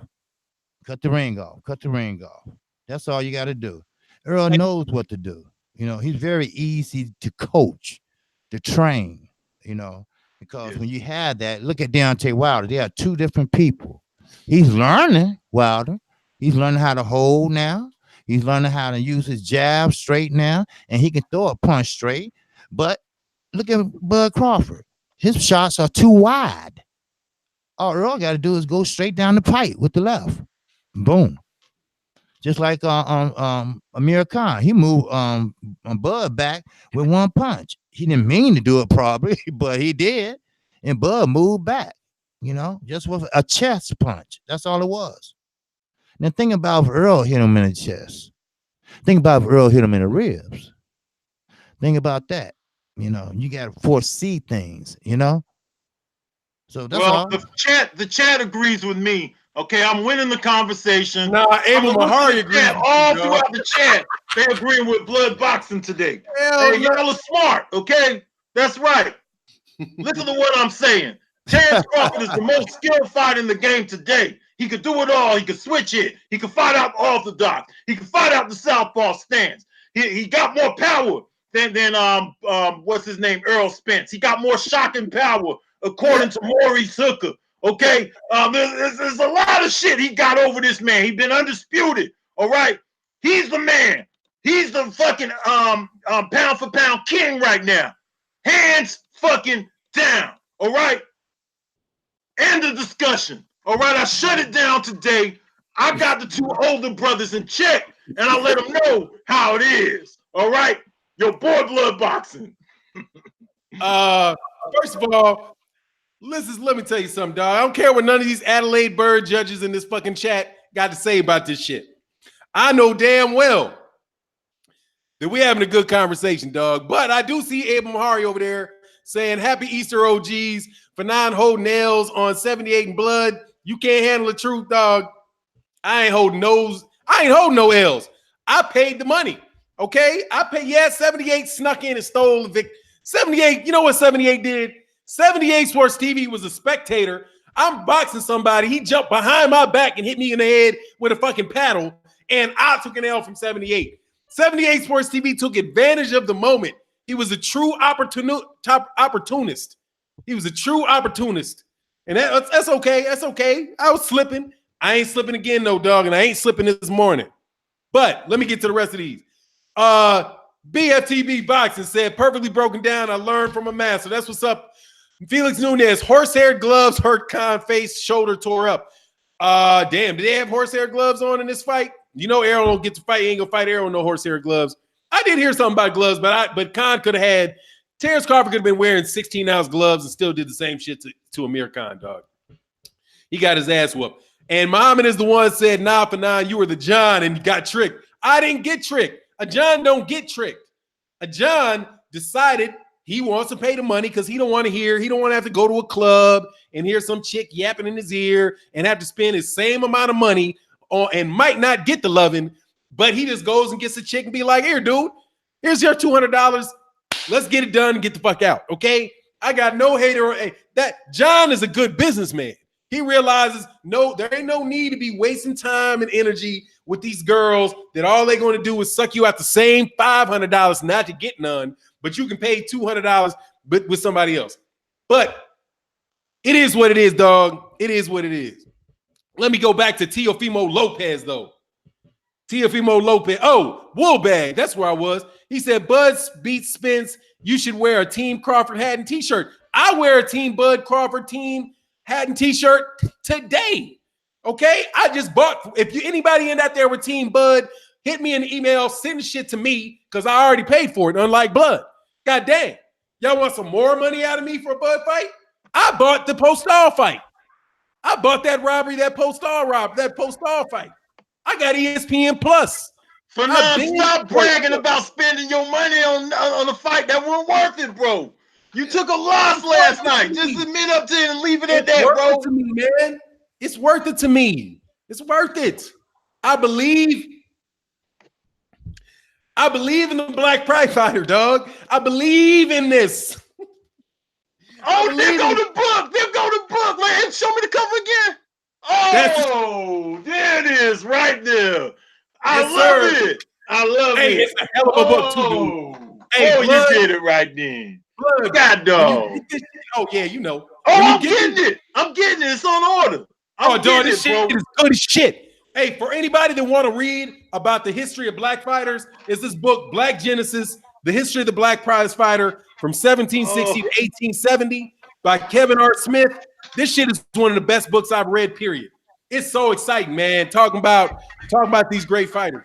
If you learn a lot about boxing with this book, man. Me and you gonna do documentary on that way. I'm getting the book. It's coming my way. Yeah, it's an excellent book, man. I'm almost done with it. I'll be done with it today, man. I'll be done with it today. KP, let me see. Khan was. Oh, let me get back to the subject. But Teofimo Lopez, dude. Teofimo Lopez didn't look that good. Oh, Shakur Stevenson. That's who I was on. Hey, man, Shakur Stevenson showed everything to me. I really was like, I wasn't even on the fence with Shakur Stevenson. I just wasn't even paying attention to him because I was like, I don't like it. I don't like what I see when he turned pro. But he's made big leaps over his last two fights. He showed, first of all, he can in-fight. He starts combinations to the head and ends to the body. Dude, he's just you can see that he's doing that. Andre Ward is a big influence on the way that guy fights, dog. I'm loving it, man. I'm looking forward to seeing what Shakur Stevenson's going to do, man. I really am, man. The footwork, the way that he dealt with that difficult, cagey fighter, I really enjoyed that fight, man. Now, I'm like I said, I believe with Blood. I agree with Blood when Blood talk about that. Hey, you got that Newport, dog? Who, man? Yeah, is that a Newport? No, a cigar. Oh, it's a cigar? Yeah. Okay. I was like, man, we gonna do Blood. Where's your Newport, dog? I know you got. Actually, Fanon, you skipping out of the super chat, bro. Okay, you trying to skip out. You trying to skip out on the truth, bro. What super chat? Hey, man, go up to Abel's super chat, bro. Go to Abel's super chat. Come on, man. Man, Abel, you about to get the fuck out of here, dog. Hey, Abel, man. Abel, shout out to you, Abel. You're telling the truth, man. Max. I gotta give it to you, Abel. You know what this is? You know who Abel is? Man. Abel is Max Kellerman. Dog, I don't want to hear that shit, Max. Abel, Max Kellerman, Max Mahari. We don't want to hear this. We ain't got a public. You ain't got to try to pay money to skew public opinion, dog. Get the hell out of here with that. No, we doing just fine over here, dog. Just fine. Abel Mahari in this mug. Okay. Fanon is not called to go for nothing. Thank you, Best Fight the Best. But like I said, this is to you trolls with them debates. In the words of the great John Henry Clark, I only debate with my equals. Everybody else I teach. Blood is an equal who's taking an L on this shit today. But man, I'm not taking the L, man. Look at the chat. Hey, I'm not taking the L on this, man. You know what? When it really comes down to it, though, they got to fight each other. The two brothers got to fight each other. Let me say one thing about Shakur Stevenson. I'm going to slip this in real quick. They're still trying to play Shakur Stevenson down compared to Lopez. They said last night, I heard them. They said that Lopez is the future more so than Shakur. They said, well, he's kind of like a level below Lopez. Lopez was running in the jabs all night. Lopez, he fights nothing but flat-footed white and Mexican fighters, okay? Until he fights some brothers, he ain't shit, all right? He fight all bleeders, okay? The guy is not the future over no Shakur Stevenson. Shakur Stevenson looked better than Lopez last night, all right? So kill that fucking North. That's what I got to say.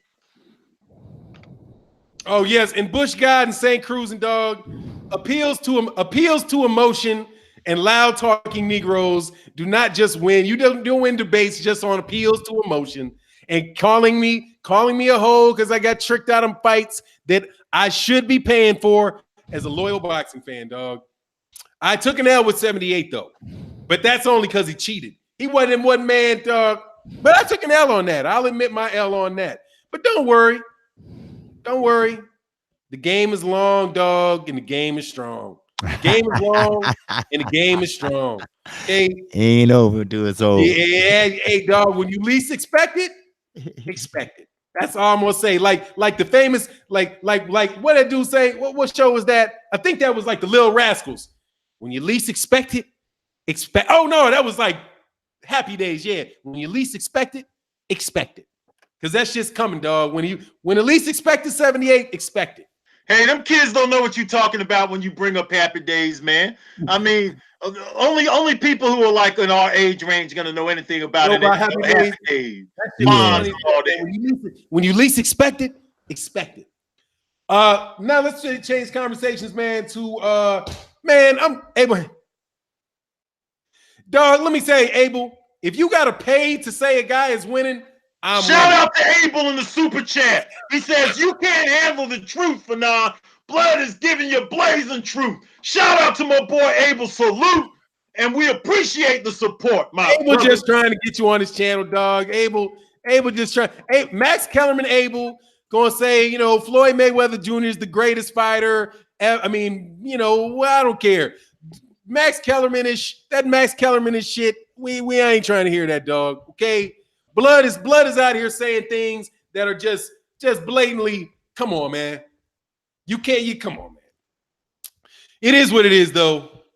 But I see. Hey, did you send Abel a text and tell me you're gonna pay him back, Blood? for this money he's dropping? No, man, Abel is the smart guy, man. I just got to give it up to Abel. You tried to ignore super chats because No, I'm not. the truth. No, But, dog, you know, I was here, Abel. I got your back, Abel. No, I made sure you saw those super chats. Just so you know, I know what you're doing. This is the technique, and I'm writing it down. Like I said, I'm writing it down. There is a pattern to the super chats. I get done with the conversation, then I go to a page and I read a bunch of super chats. Blood keeps trying to interject Abel into the conversation, hereby allowing somebody to get on the stage with him. That is what you call cheating, okay? But that's okay, because next time I will lay the rules down. There is no interjecting with super chats in the middle of a discussion, because now I'm arguing with Abel. I'm not even arguing with Blood. I'm arguing with Max Kellerman over there, Abel. Max Kellerman, Mahari. That's who I'm debating. And now he's in the debate stage. No, dog, you got to sit your ass in the peanut gallery and let the grown folk talk. That's all right. Let's see how you The doing. last super chat you received was from Abel, too. There was no more super chats after that. Look, it's how we go. I read my super chats when I want to read my super chats. You are interjecting and making Abel the center part of the conversation. But that's okay. That's all right. We will see next time. There is no more super chats, by the way. There is no more super chats. It's shut down with Abel. That was it. That was the last super chat from Abel. That was it. That was the only one. There wasn't no more after that. Oh, but there's ones before it, dog. There's ones before it. Like, for example, Toot Robinson has one in there that I didn't read. Best Fight the Best. I didn't even refeed. I had to skip over people's super chats to read Abel's super chat. But I don't mind doing it. But let's go through the other super chats now that I wasn't going to do until I read them all at one time. Brian Taylor, Fanon is the truth, blood you wrong, Errol all day. There you go. Thank you. Toot Robinson said, Fanon the GOAT, he winning this. Okay? That's why he only gave $2. He gave $2. Did anybody hear Blood say, hey, $50 up? He gave $2 to tell you that because it's a $2 statement. All right, Toot Robinson is my boy, but that's a $2 statement, homeboy. Okay, that's a $2 statement. That's right. Toot Robinson is a long-standing member of the channel, dog. I read comments whether they're super chats or not. If I get to them, I read your comment. I don't just read super chats. I read all of them. But I don't hear you calling. I didn't hear you say, hey, Fanon, slow up. Give me Brian Taylor's, read what Brian Taylor said. I didn't hear you say that. You know what I mean? Those are $2 super chats, man. You know, those $2 statements, $1 statements, man. Those guys are just trying to keep you relevant in this discussion. That's all it is, bro. You know, they know you lost. They have some mercy for you. That's all. They got some mercy. Hey, you know what happened, dog? Let me tell you what happened to this. Terrence Crawford did. This Blood Boxing is doing to Terrence Crawford. He's trying to punch me in the nut and hope I quit the fight. That's what Blood Boxing is doing. He's trying to do me like Terrence Crawford, punching motherfuckers in the nuts, hoping the fight stops, dog. But I ain't quitting, dog. We rolling. Abel Mahari. That's just funny. Hey, Blood with the mic drop. $50 statement got your ass. Hey, nah, dog. There ain't no price tags. Ain't no price tags on knowledge, dog. It's free. We don't sell it. Oh, damn, Blood say it ain't so. Yeah, you know how Blood do. But that's all right. Fanon, Abel ran up like Crawford's sidekick who Spence put it in check. You know. Come on, man. You ain't no. We got 3 people on the panel. And that's what Abel want. Abel want to be on the panel, dog. You can't get on the panel throwing sneaky shots to the kidney, dog. Hey, you do got to be 45 or older to get on the channel anyway, because the OG, this is old school boxing talk. Here, you guys, and you got to be old to talk. Hey, I smash that like button. BFTV boxing. Hey, we got a $20 super chat from BFTB. Is that enough to read, Blood? BFTB said, I love my godfather, but they don't call Fanon the GOAT for nothing. FYI, he's a lawyer. Yeah, dog, they would have thrown this shit out, dog. BFTB, don't make me come to the graveyard and bury you, boy. Much love in the super chat. You keep that up, I'm gonna come to your graveyard and you gonna have that shovel out and you gonna dig that hole and you gonna go stand in that motherfucking hole. Okay? I'm gonna go make you lay in a hole on your own burial, man. Okay? I'm gonna come to your graveyard this week and we gonna see about that, BFTB. I don't know, blood. Man. I don't know you can mess with him or not, man. Oh man. That's my guy. Oh, this is funny, dude. This is really, really funny, man. All right, I'm man. coming to get you, BFTB. I'm coming to the graveyard. I'm going to dig your grave. You might as well get the shovel. I'm going to call the morgue. I'm going to be nice to you, okay? But I'm coming for your blood, BFTB. Oh, Big Dog say, hey, Big Dogs. Hey, Snacks B said team for 9. Why ain't you call that super chat out? It ain't he big money. That's a $2. Big Dog said, Big Dose 513 said for 9. John is Jon Snow. Blood. Oh, for 9 is Jon Snow. Blood is the Night King. 10-0. Come on, man. 10-0. Oh, for 9. Yeah, for 9, dog. No, he meant me, man. He meant I'm Jon Snow. Yeah, I mean, look at Jon Snow gonna die. Yeah, man, he was talking about me. Jon Snow can't die. He already took a knife through the heart. It said no.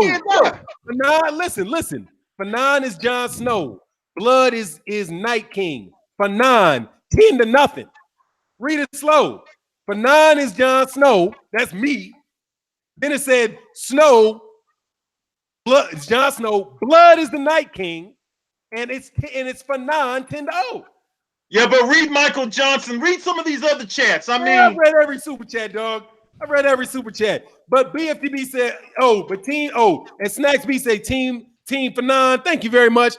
Brian Taylor for 9 is a truth blood. You wrong all day. Errol all day. Come on, man.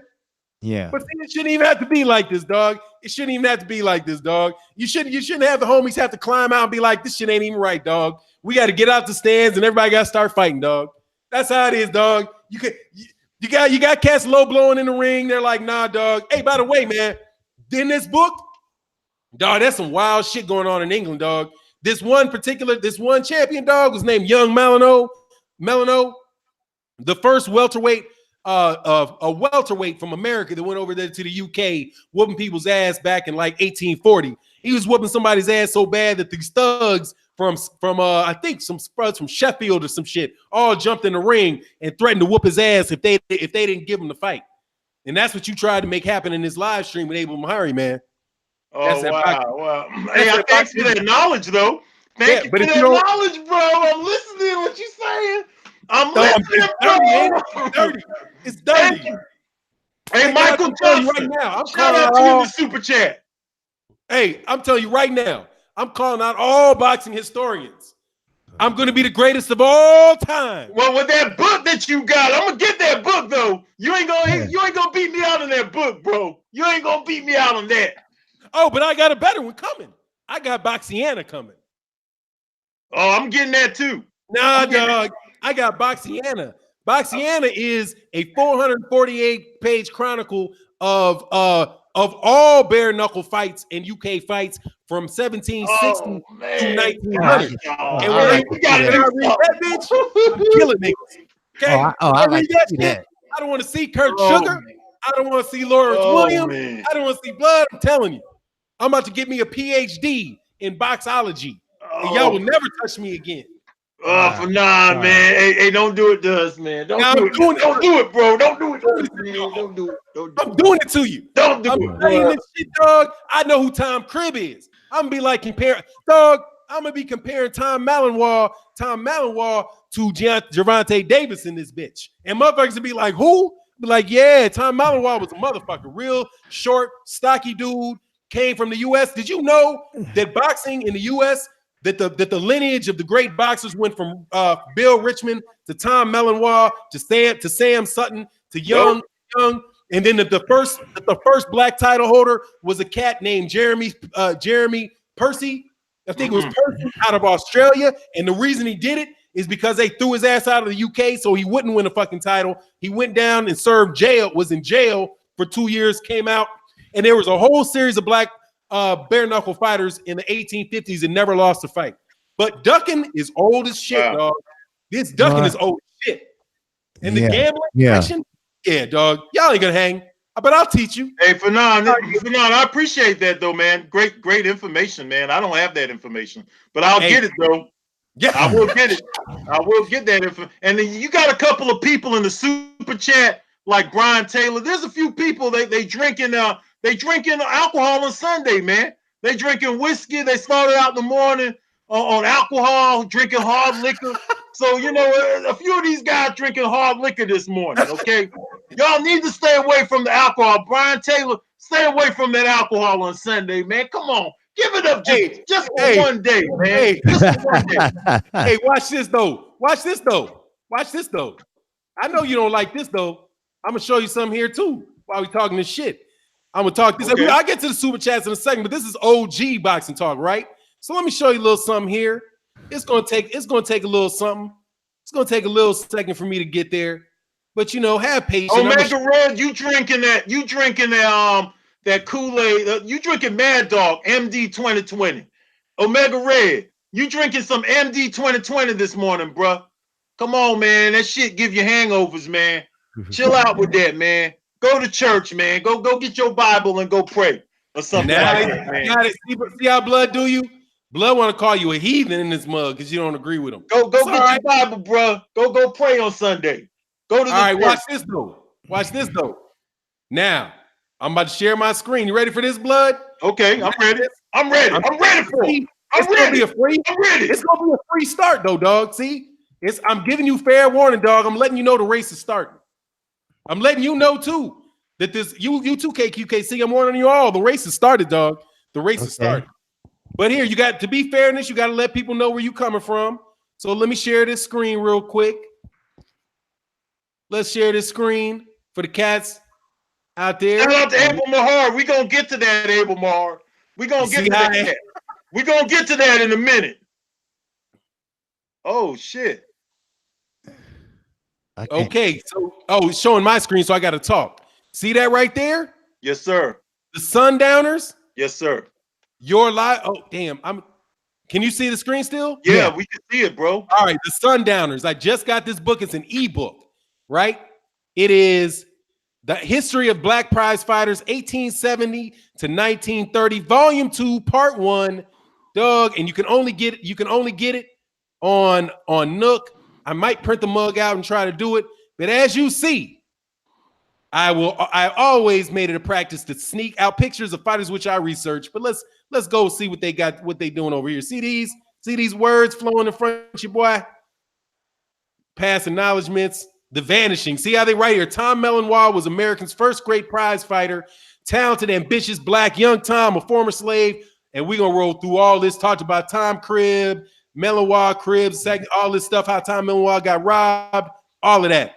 And we're gonna go through 1830. And after we get through 1830, we're gonna do after we get through 1830, then we're going through Boxiana. We're going through all of Boxiana, and then we'll have a real firm hold on what's going on in boxing today. What are we gonna do with this information, though, bro? What I'm doing. I'm trying to figure out how boxing evolved, so you can see what's going on. When they talk about how fights were made in England, how fights were made, you would see that a whole lot of shit, like they would do fights like this, like why is it that the power is in the hands of the promoters? The original promoters were guys it was basically all gambling, right? So they would be like, all right, I'll fight you. You bring $50 to the table. I bring $50 to the table. Whoever wins, it was winner take all. And then if the guy lost, they would do a conscription, which means they would just raise some money out of the crowd to get a guy just to fight. And then you had all kind of incidents of how cats would fake injuries, get arrested not to make fights, all that good old shit. So then how like the League of Boxing started. I'm going to see how the goal that I have it is because I want to know what it is that boxing was and see what the similarities are to today. And then we'll see what's going to happen later. But really, the high thing is I just really love boxing, and I'm really sick of motherfuckers talking over my head because they think they smart, like blood. And well, no, get back to that super chat. Shout out to Abel Mahar in the super chat. He says blood boxing is blazing the lawyer. Don't ever call me Max Kellerman. Fanon lost money in a big money, and Blood is reading his final rights. That's right. That's right. Abel Mahari, man. My boy, the smartest guy up in here that I've seen so far. Because Toot Robinson, Omega Red, and all them been drinking alcohol and smoking weed on Sunday. And that's it. First of all, let me go to Abel Merchants. Let me look at Abel Merchant, Abel Larry Merchant's super chat and read it. Blazing, Bonds Blazing the lawyer. Don't ever call me Max Kellerman. Fanon lost money in a big money, and his blood is reading his final rights. Dog, let me tell you something about Fanon. Fanon got money, dog. We cool. Okay. First of all, I can lose $200. It makes me sick, but I only really lost 100 because he gave me 100 and then I had to pay 200. Actually, no, because I got to take out the fucking money. Damn. 78 gets me again. So wind up getting 70 out of that 100. So I lost 130, dog. Because I paid all the 200. But that's all right. He only's going to get, what, 170 out of it? Fuck it. I got pimped by two dudes, him and YouTube. Shit. Yeah, you're right. Man. I got to sit on that L. But I ain't sitting on no L's today. That's for damn sure. I'm tightening up my game, dog. I'm tightening up my game. But now put that knowledge to Blood and the new king, Don Fanon. Now, me and Blood, we need to do a history of boxing. For real, though. I mean, Brian Taylor, come off that OG Kush, brother. I know it's some strong shit, man. You got just lower it down, man. Stay with the Reggie, man. Don't fuck with the Gorilla Glue and all that shit. Okay. I mean, on Sunday at that too, you fucking with Gorilla Glue and OG Kush and all that shit. Come on, man. Chill, bro. Chill. Hey, dogs, for real. Y'all, hey, you right. Hey, by the way, damn, why is my super chats behind, dog? My super chats are real behind. Hold on, man. Oh no, I just went before this. Team Blood all day. You crazy.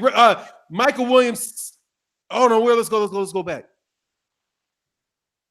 Adam. PFTB say I want no smoke with my Godfather. Hey man, I think Blood coming to get you, dog. Blood don't care. He ruthless. I'm coming to the graveyard. No, that's my boy. PFTB. That's my boy right there. He buries so many bodies. He the king of that shit. I ain't gonna lie. He the man. He the man now. Hey, Adam Wild said nobody mess with BFTB. Michael J. Hey, that's all right, because let's watch this shit.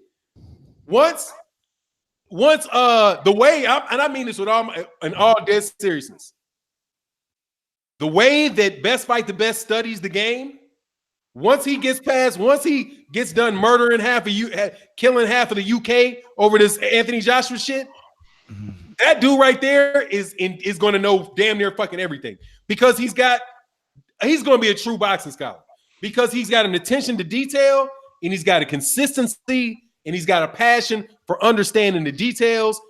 Dog, anytime I see a young guy pull out literally Google spreadsheets, like he ain't just using, like he ain't pen and penciling it. He got his access to his Google spreadsheets during his live stream. Dog, you know that dude's gonna be a serious hitter, man, as far as the boxing historians go. However, I'm gonna beat Blood. But damn, okay. Blood kicking my ass in this 70s and 80s, though. See, I got a weak spot in the 70s and 80s. I got a weak spot in them 70s and you were too busy running behind all them hoes, bro. You were too busy running behind them hoes. You know, trying to stick my nose in every booty I can find, dog. Them chicks. I know you would too. Hey, Kqkc, don't sit there and be quiet like that. You know you was doing the same thing, hell brother. Yeah. Shit. My big brother, I can't Kqkc too, man. Hey, Michael Boston Talk More say retro all day. Abel Mahari, Team Blood all day. By the way, salute to the show. Thank you, sir, man. It's all fun. It's all fun, Mr. Merchant. Hey man, look. What is it, Larry Mahari or Abel Merchant? You couldn't have kicked Floyd's ass when you were younger, dog. That shit wasn't gonna happen. Omega Rest, Fanon and Don too slick to get caught, Blood. I really am. I'm just let you know, dog, because I always give myself room, dog. Just so you know. Unlike Terrence Crawford, I ain't running in there head first, nigga. No, bro. Don't worry about that, dog. Don't worry. Omega Fanon is okay. We got all that shit, man. I appreciate all y'all, man. It's love, man. Fanon to put that knowledge to blood, the new, but seriously, man, I can't even be talking that shit with blood in the 70s. But I'm gonna get it, dog. But I gotta watch all those fights. It's gonna take some work to catch up to blood in that regard, dog. To really know it too, because that's the thing with blood. Blood really knows it. Like you can go to box rec, but you don't get the spirit of it, dog. You really don't get the spirit of it till you watch the fights. Right. Yeah. And when you start pulling out Milt McQuarrie, I'm like, God dang, man, now I gotta watch Milt McQuarrie fights. Shit's and man, there's so much that we don't that I don't even know too. But I learned something from y'all too, man. You know what I'm saying? It's a lot of fun, man. You're the one who put me onto these books, bro. You put me on something new, man. You just put me on to something totally new, bro. You know, dog, it's just going to be nice, man. That's some really good. And it's a great book, man. It's such a fun read, man. For real, because they write it like reading this book. Reading this book. That's a time when guys like Dougie Fisher and might have been worth something. You know, not saying that Dougie Fisher. I'm gonna pay respect to him, but like guys like Larry Merchant and guys like the journalists. That's when those guys were really. That's when they really could cover boxing, because these guys are very good at telling the story. You know, like you're reading the book and you're really seeing in your mind's eye what's happening in the fight. They write well enough to draw a picture of Tom Mellenwald for you. But this guy that wrote this book slipped in some shit though. I was like, okay, because reading comprehension is one thing, man. Reading is one thing. Reading comprehension is something else. But that's when I think those guys were really good for boxing, because they know how to write, right? That's when, and because that's all journalism is. Fuck out, man. That shit is like, it's like English class with ethics as far as I'm concerned. But anyway, sorry about that. Yeah, man. But look, man, we right about the time, man. I don't think we missed anybody in here, man. Abel sipping that Cisco this morning. Blood. Hey, he said he's sipping that blood, sipping that Cisco. Nah, man, we all got our opinion, though. You know, don't miss that other super chat Abel put up now. Which one? The one he just put up. The one where he telling the truth. The truth that he just put up just now. He just put up another truth, man. You Abel Merchant. I'm merchant now. You getting this work. All right. You up here being spreading propaganda and trying to get the public, trying to use the written word to try to sway public opinion because you've got access to some money and a platform. Okay? That is journalism at its finest, dog. That's what they do. They jump in and they try to change public opinion because they have the access and they have the resources to do it. Nobody would give a fuck what Max Kellerman had to say if Max Kellerman just had a YouTube channel and you could ignore his ass. But since he's on ESPN and they pay him all that money to put him up there, that's why his word means anything. Not because he's particularly well versed in the sport of boxing, because he's not more so than thousands of hardcore boxing fans that we have in the LDBC. But because of his money, because he has backers, right? His voice he's given a voice. That's why that's what I think Max Kellerman is. So when you come in here, you all sit here with your super chats and your pro-blood and your pro-blood propaganda, I have to wonder, is this a journalist? Does this man really have journalistic integrity? Does he really love the sport of boxing? Or is he really just trying to take advantage of the fact that he has money and he has access? And a backer in blood boxing.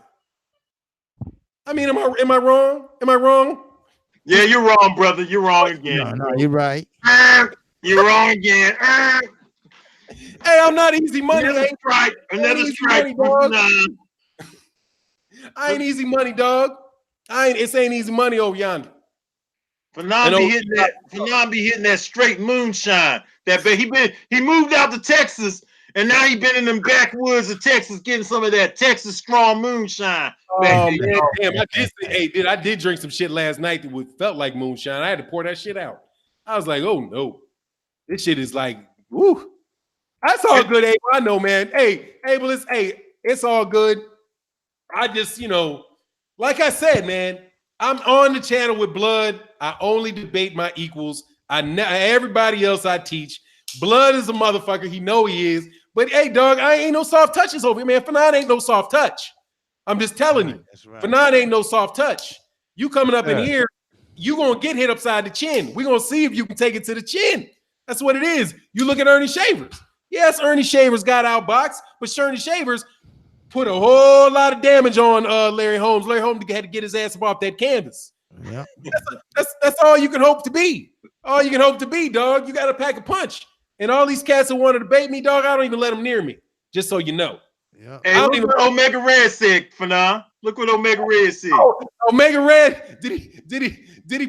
Is this pro blood propaganda? Let's go though. No, it's not actually. Okay, said Kqkc boxing is the tiebreaker. That's what's up, man. Kqkc is the shit. That's what's up. It's all good. But I just letting you know, man. That's why we don't that's why we got OG boxing talk. Okay. But y'all young bucks, dog, they're always trying, like, Fanon never wants to debate nobody. Fanon, dog, seriously, y'all ain't even fun. Like, the shit would be just boring. So, Blood today, though, Blood came at me. I didn't think he was going to come at me. I thought it was going to be just a pleasant conversation on a Sunday morning over some coffee. This is just the beginning, bro, because now I see where you're going with this Errol Spence Blood conversation, okay? So this is the beginning of a long debate, I feel, man. I'm telling you, Kqkc, that Bud is the better fighter, man. Okay, man, watch this you're arguing on all points. Say about Kqkc. What you say, Blood? I'm telling both y'all, big bro. I'm telling both my big bros that Bud's the better fighter. I'm telling both of my big brothers that. It's an honor to be on here with my two big brothers, but y'all getting spanked by the younger brother this time. Hey, yes or no question, which I know more than likely you too smart to answer yes or no. Who's the better boxer? Terrence Crawford, or David Benavidez? Terrence Crawford. You taking David Benavidez? You taking Terrence Crawford in a fight over David Benavidez? That's a yes or no question. No, they have the fight. Yes or no question. That's yes or no. Yes or no. Yeah, man. You heard it. Blood Boxing picks Terrence Crawford over David Benavidez, the ex-168-pound WBC world champion. Oh, I mixed him up with the other Benavidez. You didn't. Yes, I did. You didn't. I said David Man, I can't keep up with all these motherfuckers. Oh, I mixed him up. There's another Benavidez. He's a smaller Benavidez. Hold on. You talking about the one got shot in the leg, right? I'm talking about the smaller Benavidez, bro. How would that be Terrence Crawford? David Benavidez. You didn't believe that because Jose Benavidez already lost to Terrence Crawford. You didn't believe that? That's what you're talking about. No. Why would I ask you, do you think? No, I mixed them up, bro. Think about whether Terrence Crawford was going to beat somebody. The only thing I was wrong on is mixing them up. But no. Jose Benavidez already fought Terrence Crawford. Okay, okay. I mixed it up. I thought it was a trick question. Y'all saw it. It was a trick question. Hey,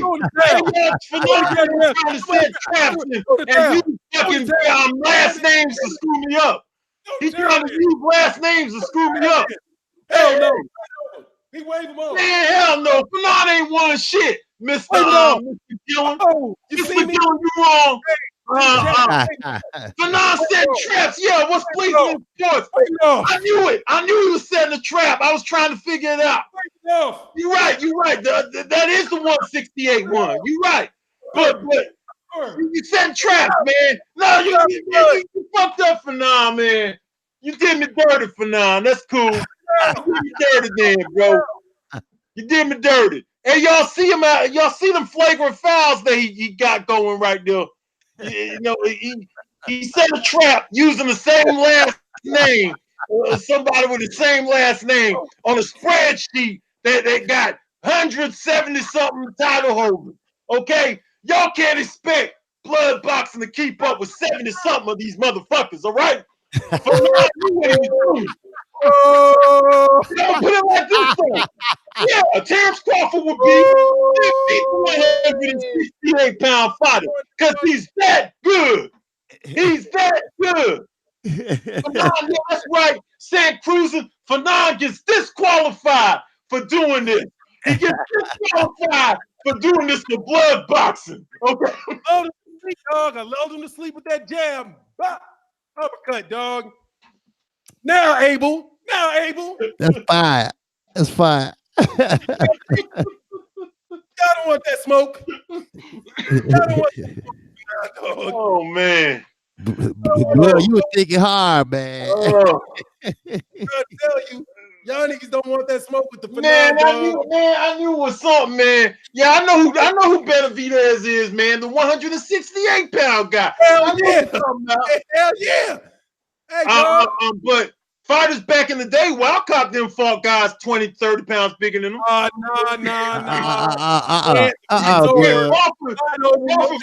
Crawford cut from the Wildcop claw. That's what I was saying. That he got you on that you know what I'm saying? Hey, Cut from watch the it. Wildcop claw. Now I'm gonna do something to you else, blood. Now I'm gonna do a Black Fight Fan TV and go to the super chats. Gotta get to the super chat. Go ahead. Yeah. That's right, Ricky Samuel in the super chat.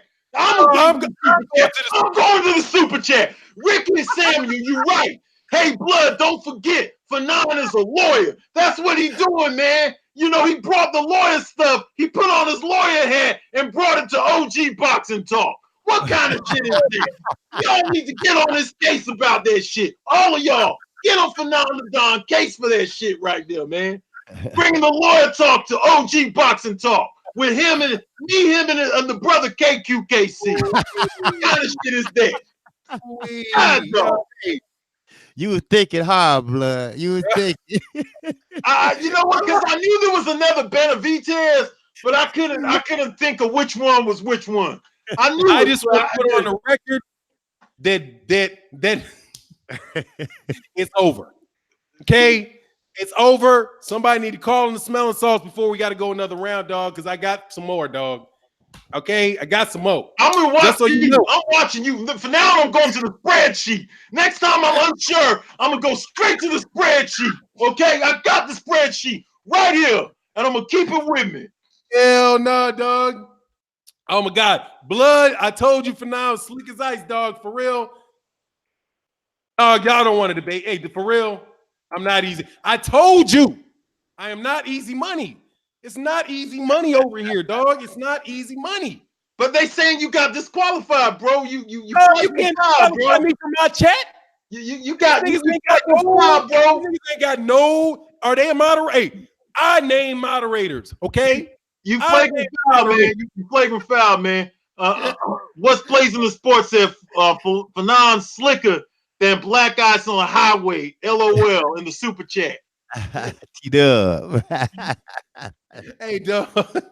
Hey, Fahim said blood pissing blood from that low blow. Yeah, man. He hit me flagrant, man. He hit me with a flagrant foul, bro. Hell no. Y'all ain't say something, dog. Y'all were doing all kind of ad hominem shit. You brought Abel Mahari. You brought a co-conspirator out here. Abel Mahari hit me with ice water buckets behind my head when I ain't looking. All that shit, dog. All we had to do was I told you. I tell you, it's not easy money. I tell you all the time. You won't get me with nothing like that again, though. I promise you that. More. You think that's I promise you that. I promise you that. That's the only rabbit I got in my hat. I'm watching you now, bro. I'm watching you now, bro. You think that's the only rabbit I got in my hat? I'm watching you close now, bro. I'm watching you close, bro. You're that slick shit, bro. I'm gonna watch you real close, man. Dog. Hey, Roland Bell, much love, man. I think I got a Venmo from Ronald. Oh, for a Venmo, man. Much love in a Venmo, man. Appreciate you, dude. On the real low, let me tell you something about y'all young boys, dog. That's why it's OG Boxing Talk. Been there, done that, seen that, see it coming. Okay? We in our prime intellectually at around our age, man.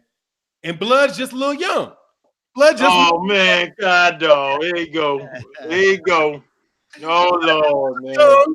He just a little young. Didn't quite see it coming. He had his trainer in there yelling too in his ear. Dog, watch it, watch it, watch it. He's setting that uppercut. That uppercut's coming, dog. It's coming. Keep your hands right. Keep your hands right. Man, I knew it too, man. Nah, Snack Speed, that would feel, man. You know there's 70-something title holders, okay? I told y'all this several times. You can't expect a guy with my boxing knowledge to remember all 70-something when I got all these greats in my mind. The only thing that was in my memory bank is great fighters. Benavidez ain't proved himself as no great fighter. Okay? This is where we are right now, dog. We are now at the table after the fight, and I'm sitting there sipping my water. They asking me who's next, and I'm like, I don't know, man. It's up to my promoter. Abel Mahari, thanks a lot in the super chat for admitting that Fanon, with a flagrant foul, a low blow. I appreciate that because I won that discussion when I proved that Terrence Crawford should be the man considered to have the most tools in his toolbox. He got mad because the chat was agreeing with me, so he went and he did a whole one dimension. Somebody with the same name and put me over with it. Bud, your financial backer has now dropped his super chats from 5 to 2. Oh no! Abel Sanchez, we cannot, according to your rules, we cannot read Abel Sanchez's. Abel, yeah, hell yeah, that's Abel Sanchez. That's who it is. We cannot read Abel Sanchez Mahari super chats anymore. Oh, man. Because they're only $2. Remember that rule you put in there, Blood? It's hey, Kqkc, man, you ain't gonna take my back, bro. Man, look, I can't, man, because I ride with Earl, right? He got more tools, man. Look, Crawford just one dimension. He's a one-dimensional fighter. You gotta be kidding me, brother. Hey, no, bro. Kqkc, don't do it. Don't do it. He's defeated, and now he's trying to pull you in and try to start an argument so he can get some shit back. No. It's over. Take my back, bro. Oh, man. He ain't one-dimensional. He's like orthodox southpaw, man. What I'm saying is he does the same thing over and over. He can't change. In the third round, he went from orthodox to southpaw. When has Earl Spence ever did that? Come on. But that's it. He don't have to. See, he's a natural southpaw as it is. Terrence Crawford just hold his southpaw hand just like this, and he just touch you with it. He don't have no power in it because he's not a natural. So he hits with the right, and they wide, So he just uses it as a super chat, dog. Hold on, man. I forgot to read these super chats. What's blazing in sports, man? Subscribe to What's Blazing in Sports, my man. Yes, sir.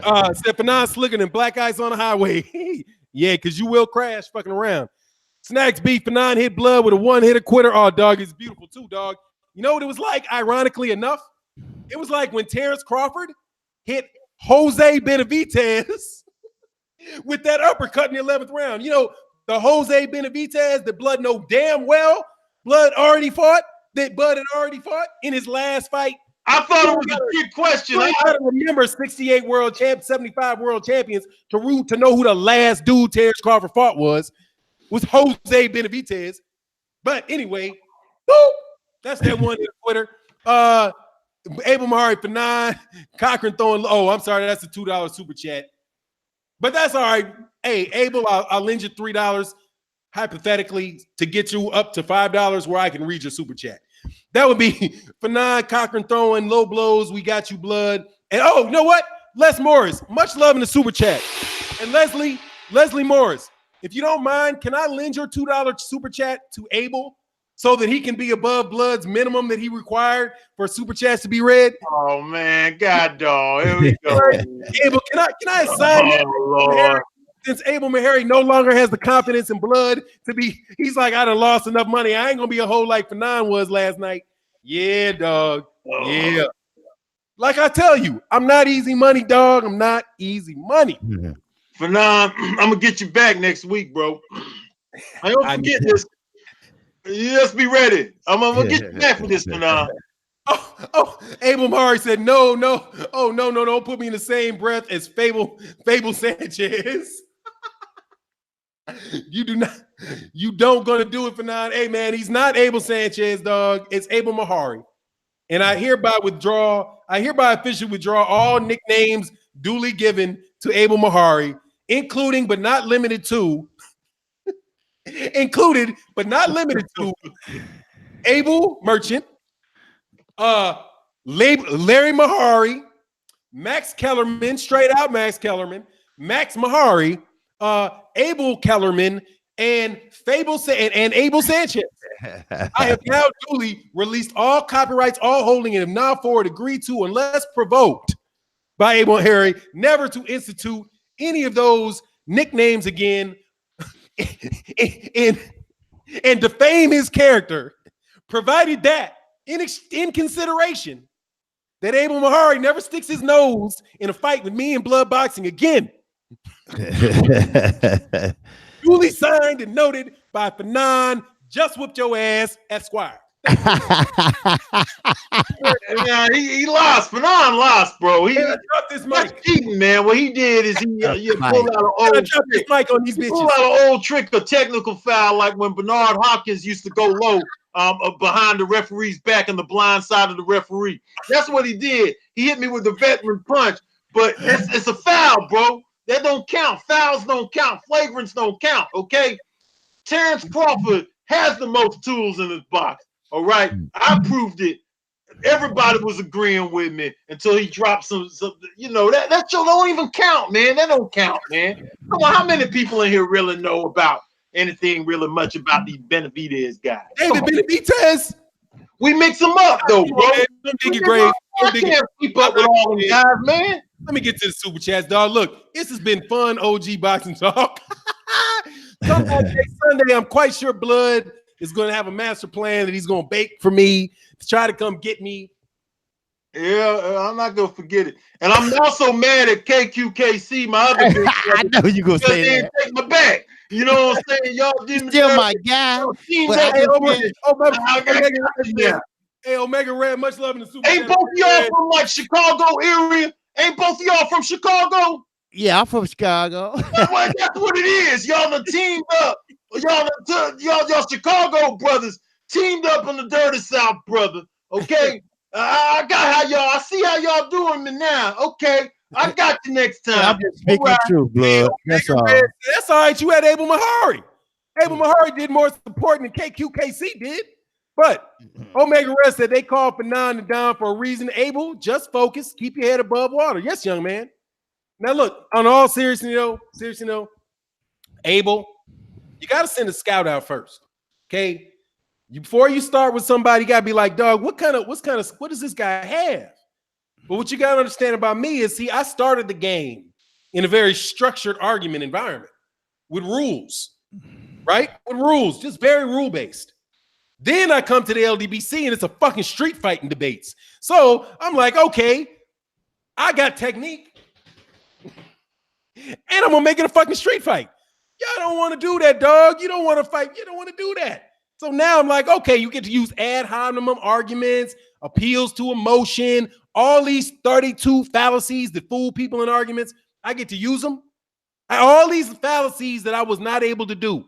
All the hearsay arguments, all the appeals to emotion, all of the unsubstantiated charges, all of the facts that can't be substantiated, all that shit. I got to use all that on you. You will never live. You will never breathe with me, because then I get to do that shit.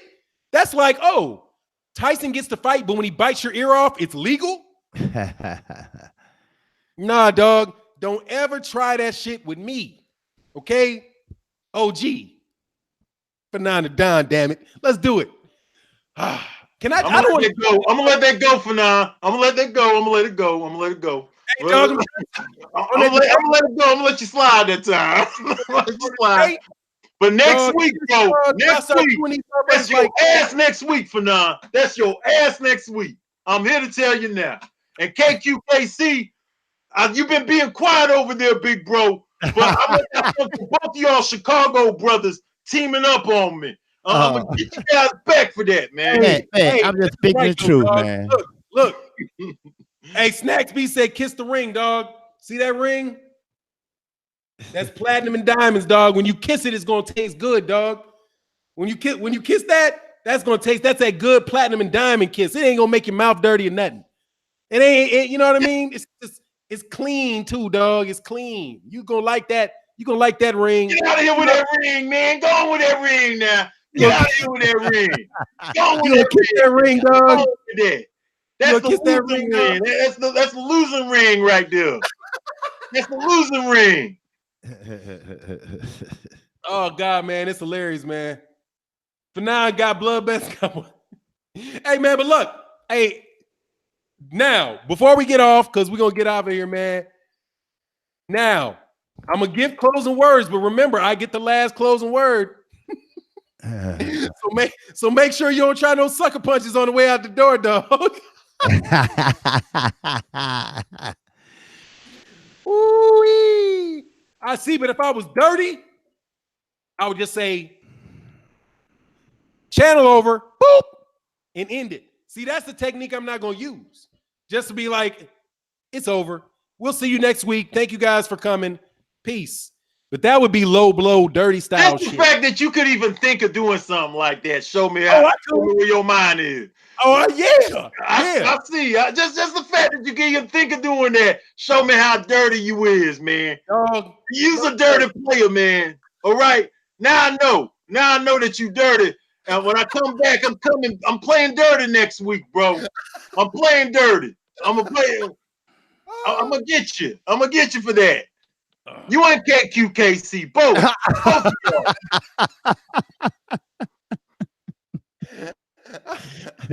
I just let you know though, dog. I'm just trying to tell you. Like it's just like Andre Ward say, man, you hit me low, I hit you low.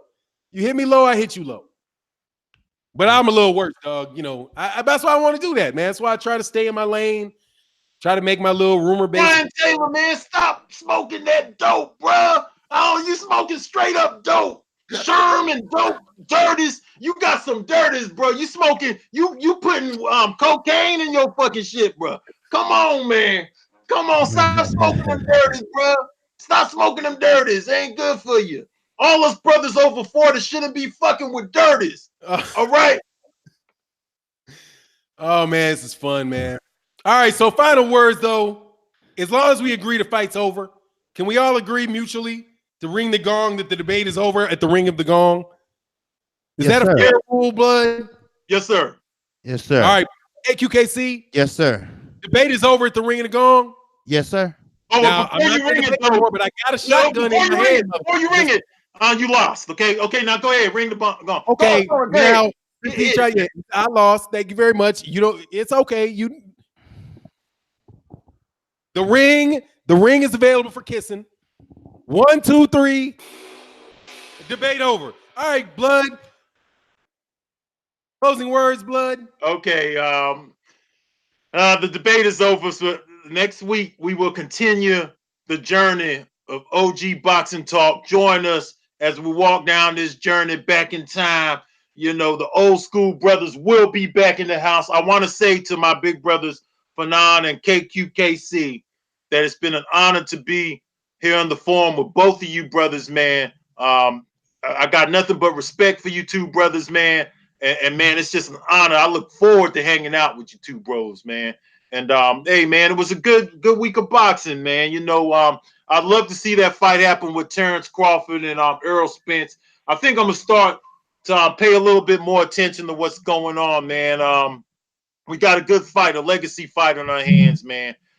Thanks a lot to you guys, and also thanks to the super chat. Thanks to all the brothers who came through to watch us, man. Y'all smash the like button, man. And that's it, man. That's all I got to say. Kqkc. Yes, sir. Well, first of all, thanks everybody for the chat. Thanks for everybody for the super chats, and thank everybody for tuning in. And you, blood, you know, you always been my big bro. You know, always got much respect for you. And for now, you know how I stand with you. You know, you always, you know, help me out when I need help. You always answer my questions when I when I need answering, because you know I'm not really technical inclined. But I really appreciate everybody listening to me, and you know, one thing about it, you know, I know my boxing, and you know, if you get a chance, I'll be coming on right after Fanon, and right after the OG boxing talk, and if you can chime in, and that's it. Hey, man, thank you for everybody coming out. I'd like to announce my retirement from debating right now. I'm going to walk away from the game. I thought you said after the gong that you were done talking about this. Low blow, motherfucker. What you think I I said? knew that. I knew you would do Well, that. gong, you were done with it, man. I told you. I knew you were gonna do that. We cheat like a motherfucker. No, for real. It was a lot of Hey, man. Blood boxing, man. Much love, man. I appreciate you coming on the show. We're gonna do this again next week. Gonna be another good conversation, man. Blood. We're gonna go back and forth again. I hope you guys enjoyed it. Abel Mahari, man. I want to thank you very much for your contribution to the chat, man. We're gonna get better as we go. This was just OG Boxing Talk number 4, and hey, man, it's gonna be good, man. But no, I'm just fucking around, man. I was just messing around. But I got to give Blood the last. Since I broke the rules, I got to give Blood the last word, last blood on the way out. Give it last. Y'all make sure y'all come back, man. Blood. Okay, yeah, y'all check us out, man. Next week, man, we'll be back 9 o'clock Eastern Standard Time. I'll be back here with Fernando Don, and I'll be here with Kqkc, my 2 big brothers, and I will be putting the beat down on them again. Okay, so we'll leave it at that. All right, y'all. Peace. All right. Peace. Peace.